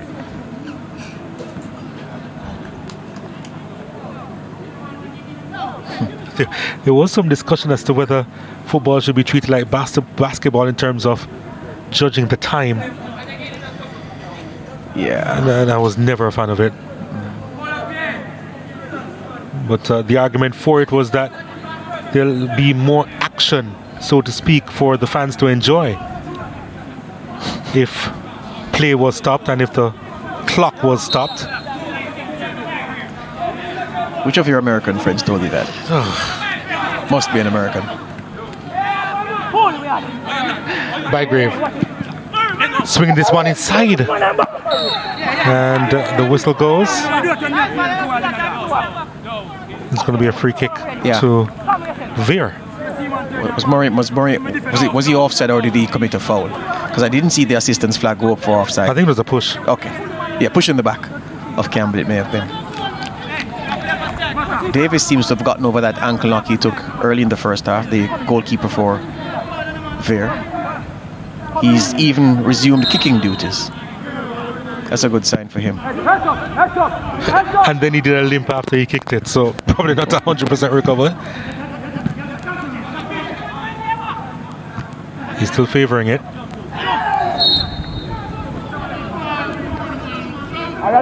Speaking of American friends, it's Martin Luther King Day, which is a holiday in the United States. Yep. But not many people are enjoying this holiday weekend, well, the holiday weekend leading into this Monday because of snowstorms in several parts of the US. Saw some parts that have been frozen over. Can't believe some of those places are as white as they are right now. Challenge coming in, and it's a free kick to Dunbeholden after all of that. Yeah, but somehow Dunbeholden can't find the stride that worked for them. This is the incident. Pusey, and just trying to nip in behind him was Ricardo Messam. Yeah, but it's just not working for Dunbeholden so far. The midfield, the defense was working like clockwork. The ball movement slick, assured. Nothing of the kind so far in the second half. Christian, and the keeper is off his line. Bailey couldn't quite get there. Kimoni Bailey. Now it goes the other way and trying to cut inside Ricardo Messam. Did well with the ball control.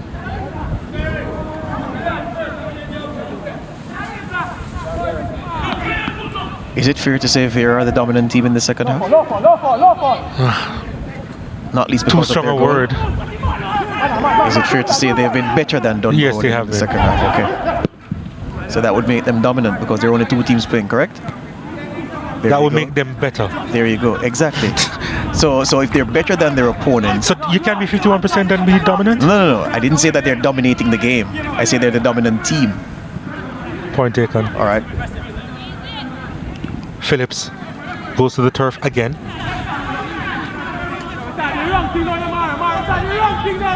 Yeah, they're just not clicking in the second half, Dunbeholden. They're still in the dressing room. In the first half, they were comfortable just playing. Once the ball was theirs, they would play out of defense. Now, it's a long ball, almost as if they're anxious to get that lead back, to go for that second goal, rather than to just play and let the game develop. Let the situation arise for the goal to come from.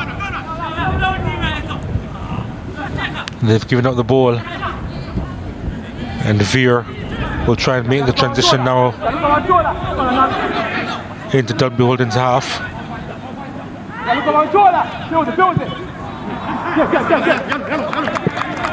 Some simple things. In the first half, Ramon Promer didn't beat a man in blue with a dribble. And so far in the second half, he's done that several times. One coach's team talk has lifted his team.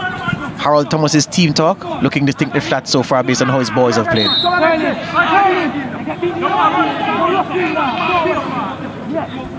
No, Rashid. Come for the ball side and chat to shoot.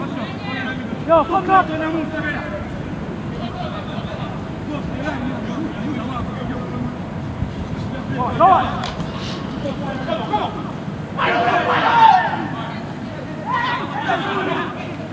Christian bounced off the ball. It goes the other way now. Mason losing it.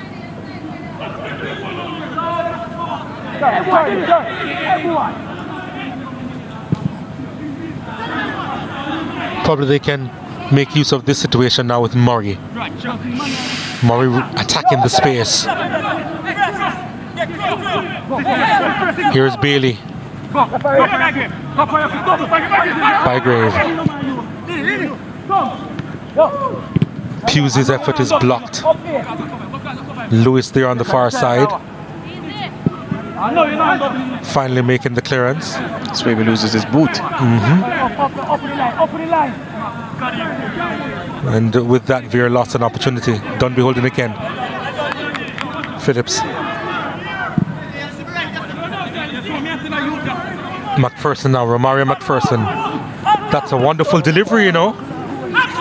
I'm trying to pick up if Ricardo Campbell let it run or he went for the header but missed. Because I'm not sure he knew who was behind him, if there was a man in blue over his shoulder. This is the cross into a good area. I think he may have let that run, you know, which was a very dangerous thing to do.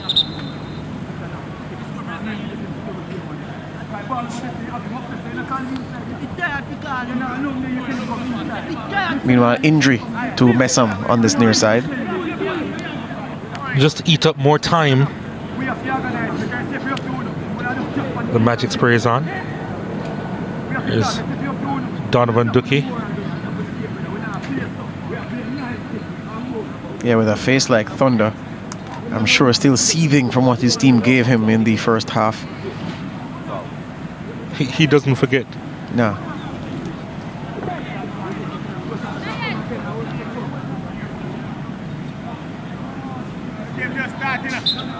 Oh, that Hamilton probably contemplating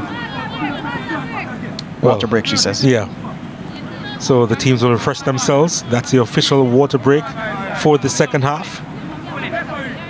There have been quite a few stoppages in the second half, but Vere United, they're back in the contest, courtesy of an equalizer from Lamar Neal.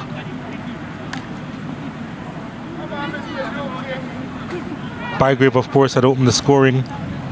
Seemed as if it was a long time ago in the first half for Dunbeholden.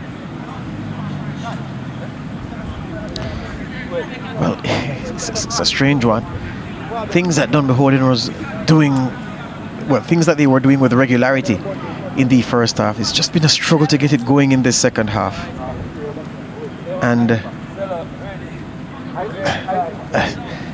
the personnel is the same. Well, they made one change. Powell went off and Christian came in at the break, which was supposed to have been an upgrade, Donald. Yeah. But like a bottle of soda that has lost its fizz, so has the fizz gone from the Dunbeholden team.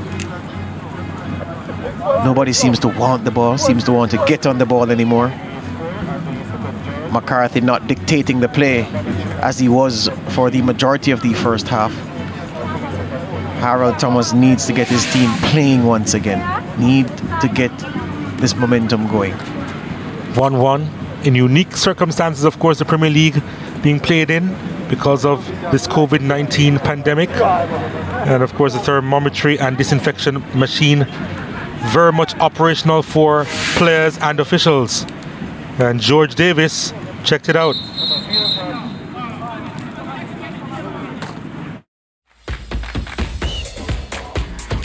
Sunday, the officials coming through the machine. That was me.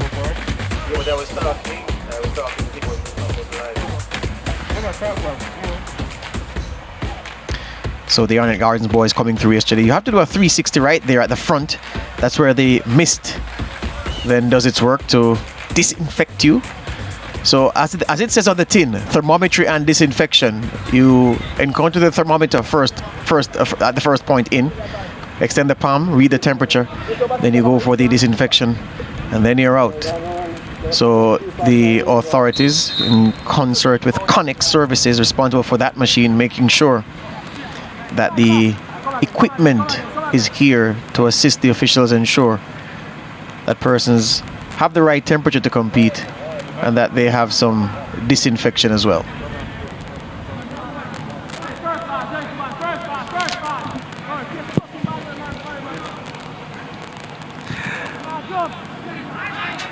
So the action resumes here post water break.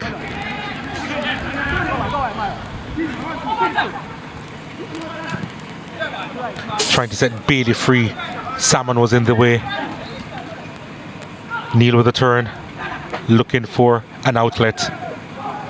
Just dinks that one inside the box, and Swaby couldn't get there.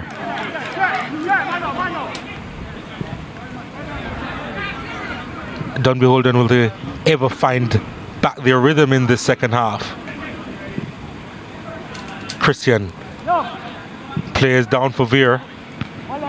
Christian, his pass couldn't get by Salmon. Neil is the one down for Vere United. Almost said Neil is the one down for Arnett Gardens, but he's no longer with that club. Phillips sends it out wide. Pusey on it now. Back to Phillips. Back to Pusey. Phillips.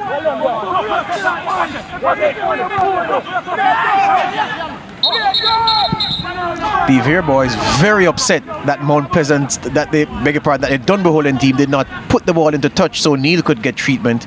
But when the players realize that that's not the prerogative of your opponents, that's the referee's call and the referee's call alone.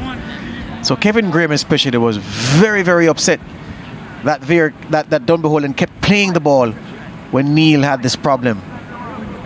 And again, it had nothing to do with a coming together, a collision, a foul. He had an issue in the first half, remember, close to the interval.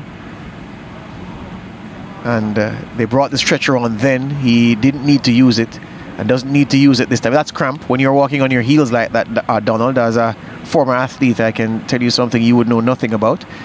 That's what athletes do when they have cramps in their calves or in their thighs. So I was busy being bright, George. That's the issue. Oh, so you went to 3 World Debating Championships as well? I didn't know that. I thought I was the one who did that. But go on, carry on with being bright, Donald. Carry on. Well, I know what a calf is, so it's fine. Carry on with being bright. There's going to be another change. Yes, sir. Made by Dunbeholden here, and Roddy Murray. Frankly, Donald, this change could have been any one of the frontmen, because all of the attackers for Dunbeholden in this half have seemed to be out of gas.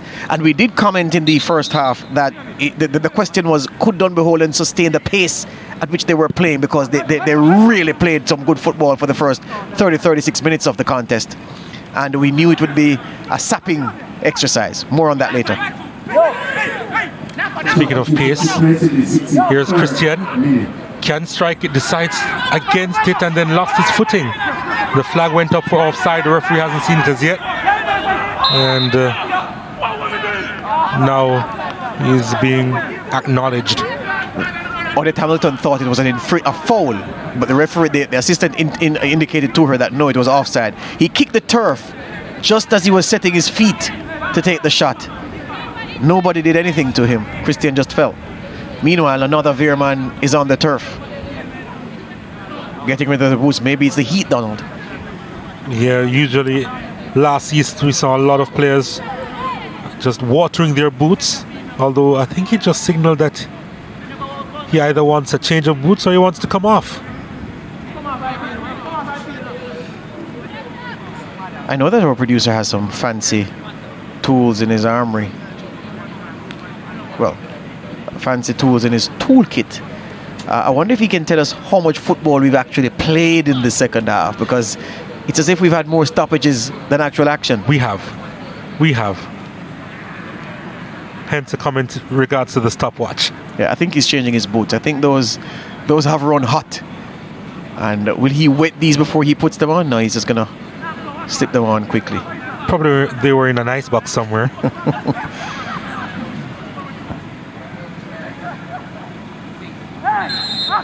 Providing some relief.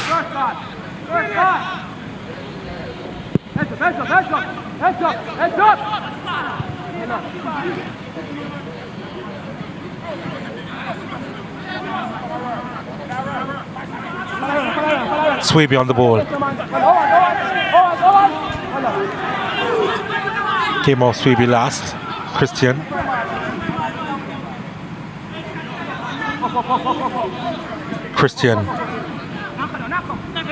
Christian does well.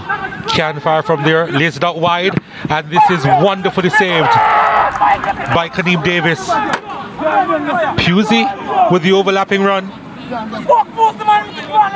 Or was it Bygrave? It was Bygrave. Let me tell you, this was a cracking run from Nicoy Christian, though, driving through the heart of the Vere United defense. Two men falling at his feet, and he's not an angel. And then he asked Bygrave to just find the net. Good save by Kaneem Davis. Ball played inside, and trying to get on the end of it was McPherson, and there was an infringement there inside the area. The call going in favor of Vere. Yeah, maybe another stoppage here. McPherson following through. Campbell asking for a caution, saying that was a dangerous tackle. Referee disagreeing. Yeah, but the first dangerous moment for the half from Dunbeholden. And Nicoy Christian at the heart of it.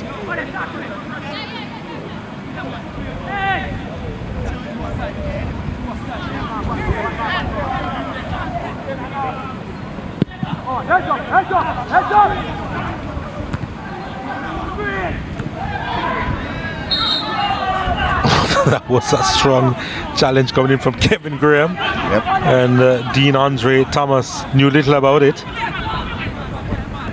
Gets a free kick though.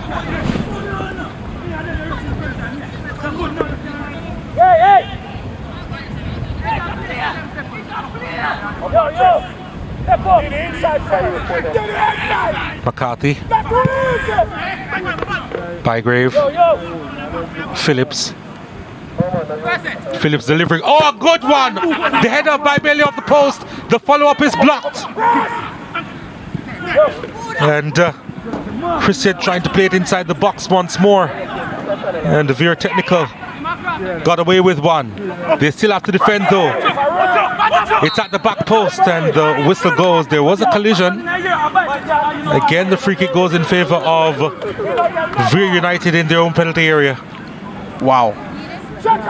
Only 3 games deep into this Premier League season, but we've seen some cracking crosses. Look at this one from Phillips once again on the money, and climbing and making good connection was Kimoni Bailey, but the base of the post preventing him from getting his name on the score sheet.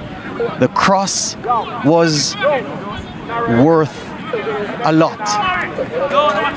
On the money. And he could have had a second assist, Phillips. Could have claimed the second assist with that one. He's been good. He's really been good, Phillips. And Bailey just contemplating that chance again. Hitting the woodwork. Coming very close to going ahead once again in this contest. You know, I don't mean to sound mean, but Kevin Graham down with that injury is almost like it's a contradiction of sorts. Kevin Graham is I regard him as one of the toughest players I've seen in this Premier League in a long time, and to see him laid out on the floor, writhing in pain, very unusual sight. He's back up and running though. Tivoli Gardens will feature in the next game against Portmore United, and there's Tivoli Gardens going through their paces, and that's Jermaine Teddy Johnson with a stopwatch in hand, overseeing the proceedings. Former national player, of course, Jermaine Johnson was involved last season on the pitch. That was a wonderful turn there. Neil. Now Swaby. Ball switch to the left hand side. First touch wasn't the best from Ramon Plummer.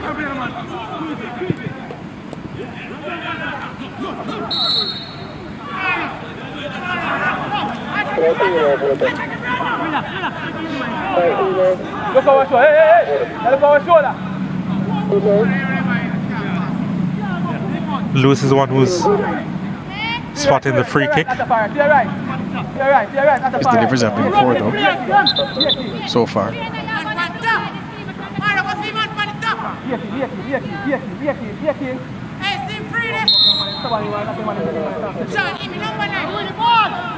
Five to aim for. What did I say? Poor effort.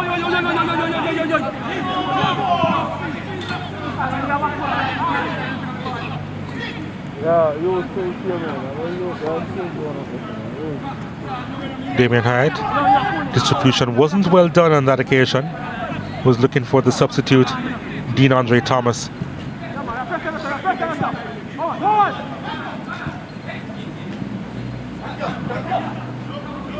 Christian couldn't get the toe in. Now it's with Dennis.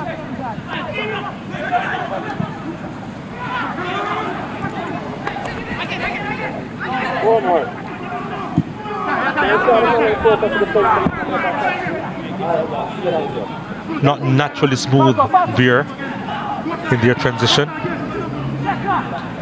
Get the feeling that Dunbeholden are coming into their own in the final 10 minutes here. Yeah, almost as if the passing rhythm is back, the momentum is back. Bygrave, Bailey sends it out wide. The delivery inside, looking for Thomas, and no problems there for Davis. Swaby loses his boot again, the same foot, the left foot that he lost some moments ago. Phillips delivery inside, looking for Bygrave, and that was too high. Couldn't quite get over it to keep it down and on target. Change being made by Vere, number 7 is coming out. Yeah, so Neil out, and Corton Wright is replacing him. And not because he has scored, but Lamar Neal has been their best attacking player in this game, Vere United. And we were saying in the first half that one of the problems that they were having was that they weren't getting him in the game, and he wasn't getting himself in the game. He wasn't being played in the game either. He wasn't being helped by his teammates. Came to the party in the second half. 2 knocks though, for which he required extensive treatment. It may be injury related, his substitution at this point in the contest, with the game still in the balance. There's his goal. Was there at the right time. Neil. Crucial goals equalizer in this contest.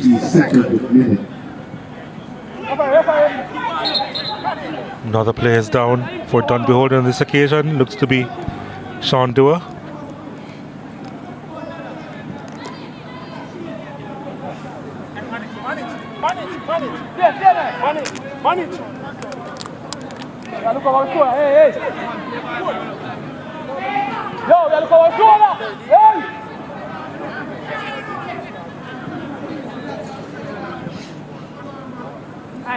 The player who has just come on for Vere United, Corton Wright, wearing the number 45, is a former Heidel player.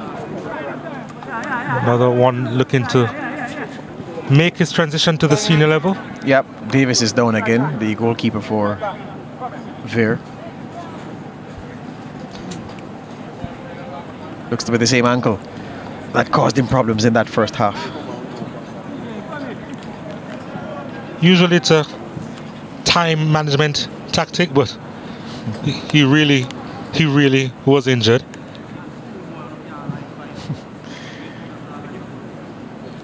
There's Wright, again one of the players. It's good to see the Premier League rejuvenated with young talent, George Davis, and it has freshened things up, the competition, the rivalry as well.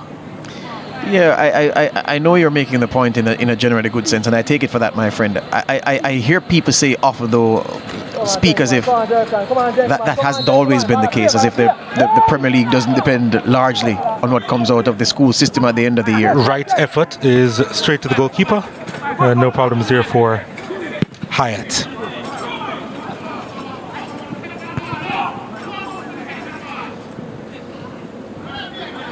Christian.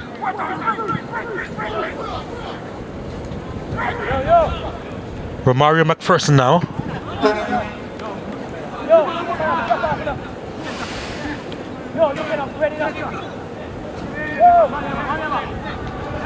McCarthy. Bailey's first touch wasn't the best at all. Christian will retrieve.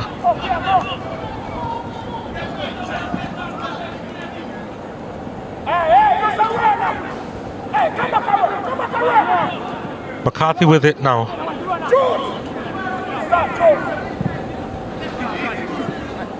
Not sure what he was thinking of there.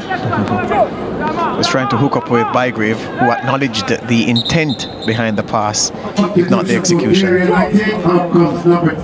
Ricardo Dennis is coming out for Vere United now as they make another change. Tyrese Harrison is coming on the park. Looks as if he's still a schoolboy, Donald, is he? Well, he and his twin brother, Tyreek, who's also on the bench, represented Lennon High.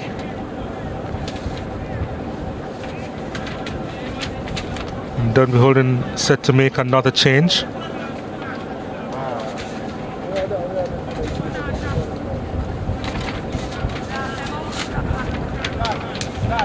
Jamil Hardware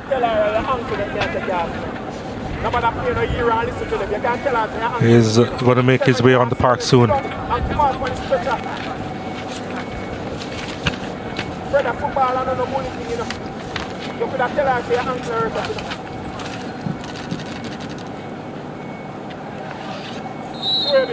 So that's young Harrison coming on. Harrison replacing Ricardo Dennis, number 10 in the Vere.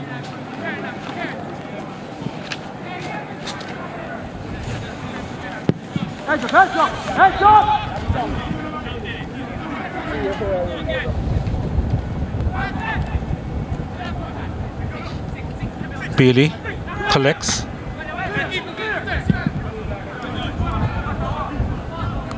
Harrison gets his first touch. That's not a bad take at all. Messam inside. Play continues. Plummer. And bad decision, Donald. Alton Lewis was eating up the ground to his left in a lot of space. Then Plummer ducked inside on the right foot. And it all broke down from there. Not very intelligent from Rowan Pomon in that instance. Christian, too much on that ball. Couple of Vere players down now.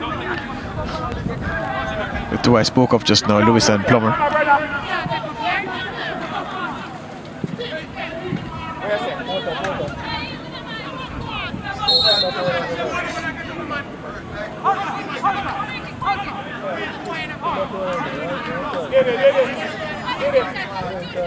Davis eating up a lot of the time.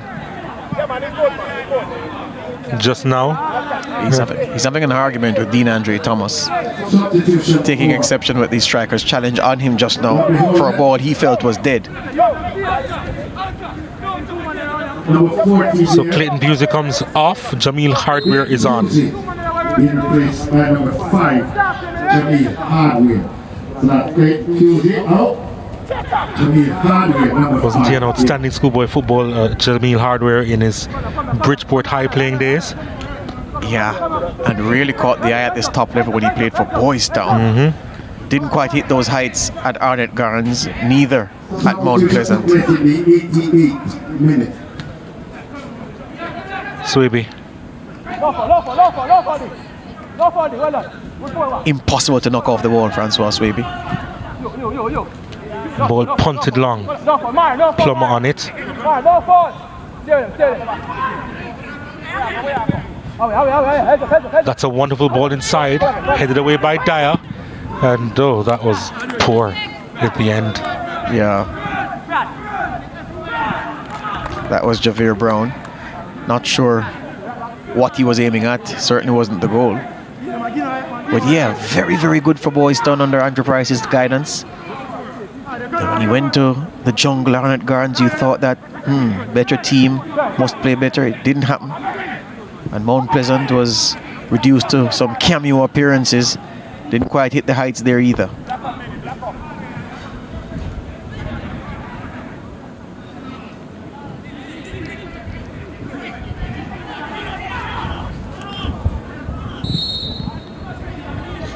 At his best, Jamil Hardware, an incisive passer, very intelligent use of the football, and can score from a free kick. From dead ball situations, his delivery usually good as well. Christian. Bygrave sends it out wide. Delivered too much for Bailey. And Kadeem Davis with the easy gathering.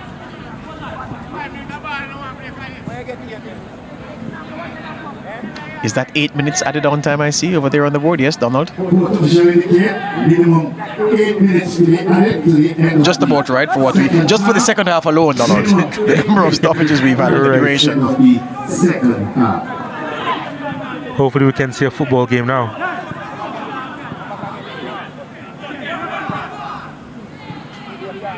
And who knows, there may be stoppages for the stoppages. Christian. Bailey. Christian. And there was a clip. And it's going to be a free kick to Dunbeholden. Good refereeing from Odette Hamilton, because Corton Wright was fouling Nicoy Christian from the halfway line. The midfielder was trying to get away from him. And Wright was sticking to his task defending. And she ignored his attempts at repeatedly trying to foul Christian until that moment when it was blatant and Dunbeholden lost possession. Christian has moved away from the kick. Yeah, because two men who are perhaps better exponents of the free kick than him, McCarthy and Hardware, have an interest in it. Number 5 and the number 8 behind the ball. It's Jamil Hardware!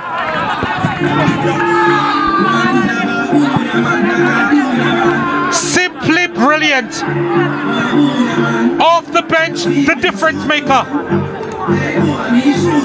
And what a hit that was from Jamil Hardware. And does that give them all 3 points in this fixture over Vere United? Yeah, like a top-class DJ in the studio recording a hit.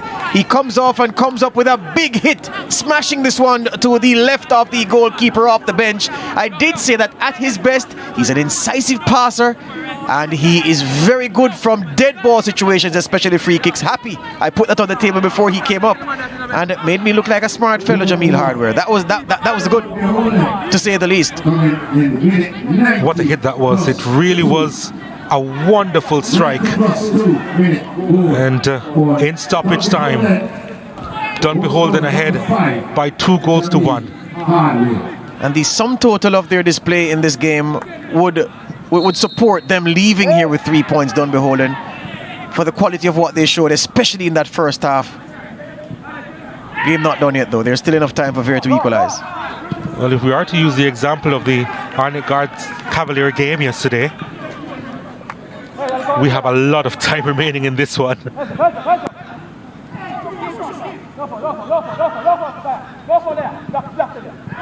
Was there a push in the back? There was from Dyer on Tyrese Harrison.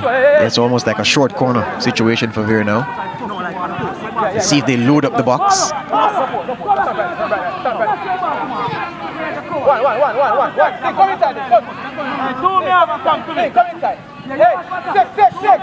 Not quite loading up the box there, but there are players taking their time, making their way inside now. There's a delivery at the near post. There's an appeal for a handball.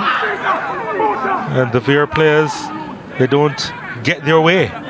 Yeah, I'd love to see that replay. Didn't look as if the ball hit something on the way through. Off the chest. Yeah. DeAndre Thomas getting his big chest in the way. Bailey.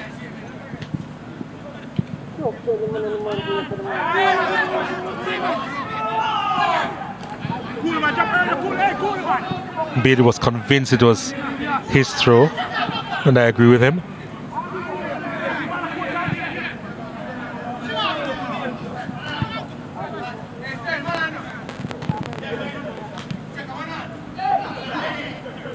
Christian. Hardware.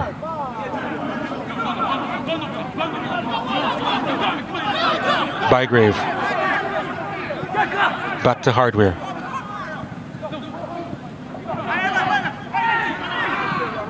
McCarthy.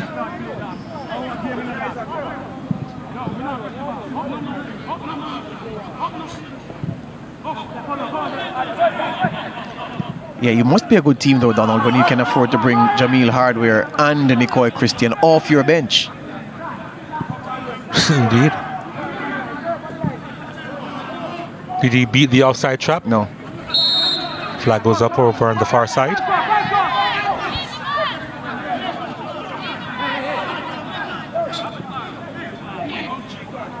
Frustrating for Vere, although in truth they didn't really report to the game in a serious way until the second half. And then it got choppy and the action was sporadic in between, players needing treatment. And then suddenly Dunbeholden found their rhythm and their momentum once again. And Thomas was able to call on a talented player from his bench. But first to Bailey, as Dunbeholden tried to keep possession here, and they're doing a pretty decent job at it until it's intercepted. Messam, free kick to Vere. Yeah, good foul by McPherson, just grabbing Messam's shoulder there, halting the forward momentum of the Vere build up.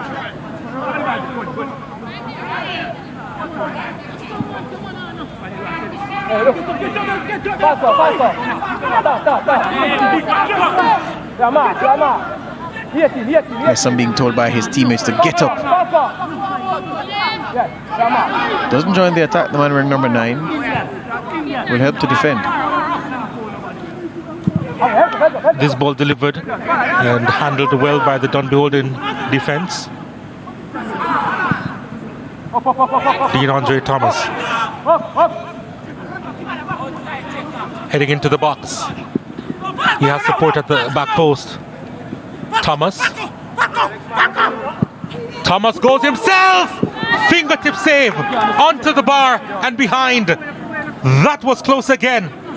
Big time save from Kadeen Davis, and it needed one to keep that one out of the top left-hand corner. DeAndre Thomas took his time very much over this play, deciding what to do. Had the back heel option to Bailey, who would have been freed down the left-hand side. Look at Bailey creeping in to the shot right there, but decided to go for the top corner, and the goalkeeper equal to the task. Big save. Very good save.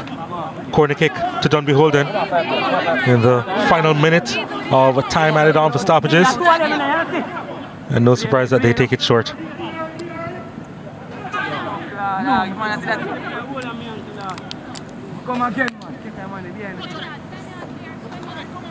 When you look at the Vere substitutes and the players that Donovan Ducky was able to bring on, some schoolboy stars, while Harold Thomas was able to bring on players who would walk into most Premier League teams. That's the difference between the teams today.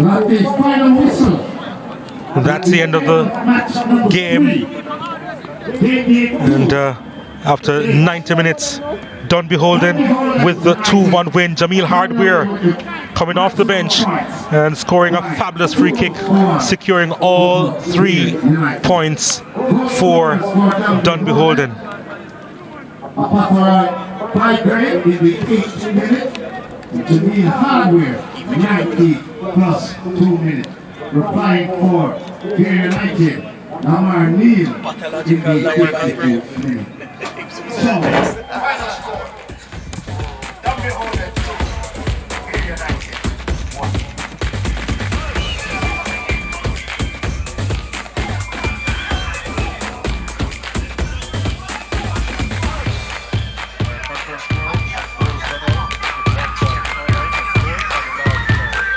So, Dunbeholden coming away with a 2-1 win over Vere United.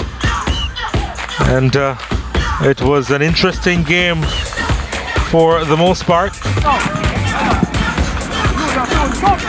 Dunbeholden with an effort that was wide of the mark. Pusey hitting that one and delivering inside, looking for Bygrave, and Ataproy. Bygrave jumping the highest and guiding that well. Phillips with a wonderful ball inside the area, and Bygrave doing the rest. And with that, Dunbeholden took the lead in the first half early in the piece in the 8th minute. Second half action now. Salmon sending that one inside, wasn't handled well, and it was thrashed in by Neil, and Lamar Neal made it 1-1.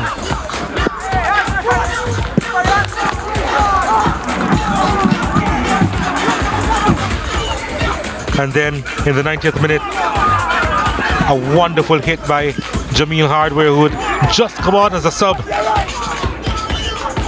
and Kadeem Davis could do little with that as it was fired into his left. And that was the goal that made the difference. They could have added one more. Dean Andre Thomas making a little bit of room, going for the top corner, and the save was made. So 2-1 the final score. Vere United with 10 shots, 3 on target, and Dunbeholden with 19 shots, 11 on target. They committed 15 fouls, 6 more than Vere United, and 3 yellow cards were shown in this contest, 2 to Dunbeholden and 3 corner kicks to Dunbeholden as well. Vere United with 60% of the possession in this one.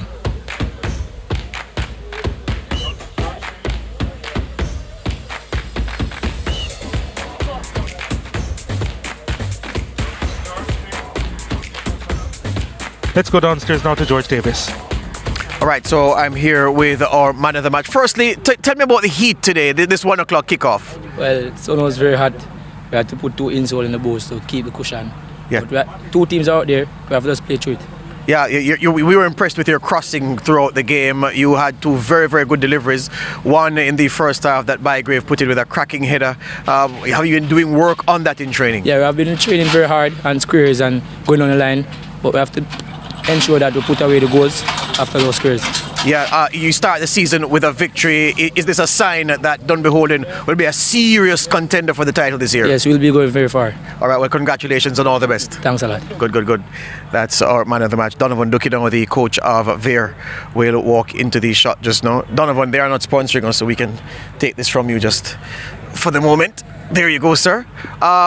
We saw a proverbial game of 2 halves from your team. We thought in the first half your boys didn't really turn up in a serious way. The second half, much better, but you got done at the end by a free kick. Yeah, it's a tough luck for us. It's the first one. We have not played a practice game coming into this game, so the preparation wasn't the best. We made use of the first half. We got a feel of what it felt like. I thought we did poorly in the first half. We kept on turning over possession. We got caught in transition a lot. Dunbeholden, they were quicker to the first ball. In the second half, we came out, we played. We got the go-ahead goal, but in the 88th minute, between 70 to 80, I thought we switched off, and it's due to the condition of the team, so that was expected. We tried to close out the game tactically, made 2 changes. It didn't happen for us. We were undone by a beautiful free kick. Kudos to that one from Hardware. It's football, but we just have to go back, continue to work. It's early days. Yeah, and I noted to Donald Oliver on commentary, Donovan, that whereas Harold Thomas was able to bring the likes of Jamil Hardware and Nicole Christian off his bench, you were only able to summon players who were just recently out of school. Difference in experience. Yes, definitely. We have changed probably 2 or 3 personnel from last season, but it's the same thing, like associative and commutative law. 2 + 2 4 10-6 force still. So in terms of the depth on the bench, we're a little bit soft today because of vaccination reasons. So 3 or 4 senior players, they were out. But it will definitely get much better for us. Yeah. Thank you, Coach. We wish you all the best for the rest of the competition. Thank you very much. Donovan Ducky there. Harold Thomas, the man who conditioned Dunbeholden, walks into the shot right now. And first thing to say, Harold, as you adjust your microphone, is congratulations. Your thoughts on your team's performance today? As you say, a performance of 2 halves. We started the match well, controlled the game. Then in the middle of the game, we got into a little funk. So eventually, we were able to come back at the end of the game. But it's not good enough for us, but it's still work in progress. Yeah, and we were saying on commentary that it's a measure of the squad, the quality squad you have at your disposal this season. Yeah. That you're able to carry, call on someone like Christian and Hardware off your bench. Off the bench, yeah. It's a much deeper squad this year. And we're hoping that it can carry a little bit further. Well, congratulations. Good luck the first game, especially the first half. We hope you can build on this. We hope so. Thank you very much. Harold Thomas there, the coach of Dunbeholden. So Dunbeholden with a 2-1 win over Vere United here at the UEJFF Captain Horace Centre of Excellence. All 3 points going to the team from St. Catherine.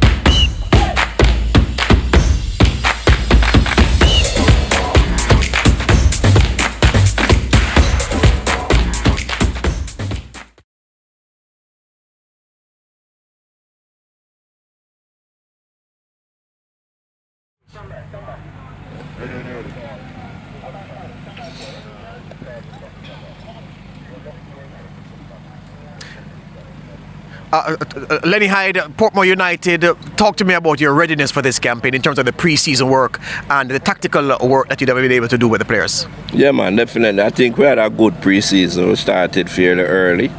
So the chemistry is there, you know. We just have to get the match fitness now and get match ready, you know, and build that chemistry in the season, you know. Is it that only a win in this opening game will satisfy you, or would you be looking at other things so you don't mind the results so much in this first game? Yeah, we just want to see the chemistry build and we keep possession of the football, play some good football, and from you do that, the good result will come. All right, Lenny, thank you very much. We'll talk at the game's end. Yeah, thank you. Lenny Hyde there, the coach of Portmore United. A familiar face walks in now to the shot. He's not playing. No number 10 jersey this time. He has a stopwatch and a whistle. Jermaine Teddy Johnson, Tivoli Gardens, insofar as the preparation of your team, how has that gone heading into this new season? The pre-season was great for us. We just need to come out today and just execute what we did in the training session and just get the right result. In terms of planning for this game, have you planned with Portmore in mind, or did you just plan to show good things in this opening game? Yeah, the first game we just want a good showing, so we're just going to come out here and just do our thing and try to do our best. Target for Tivoli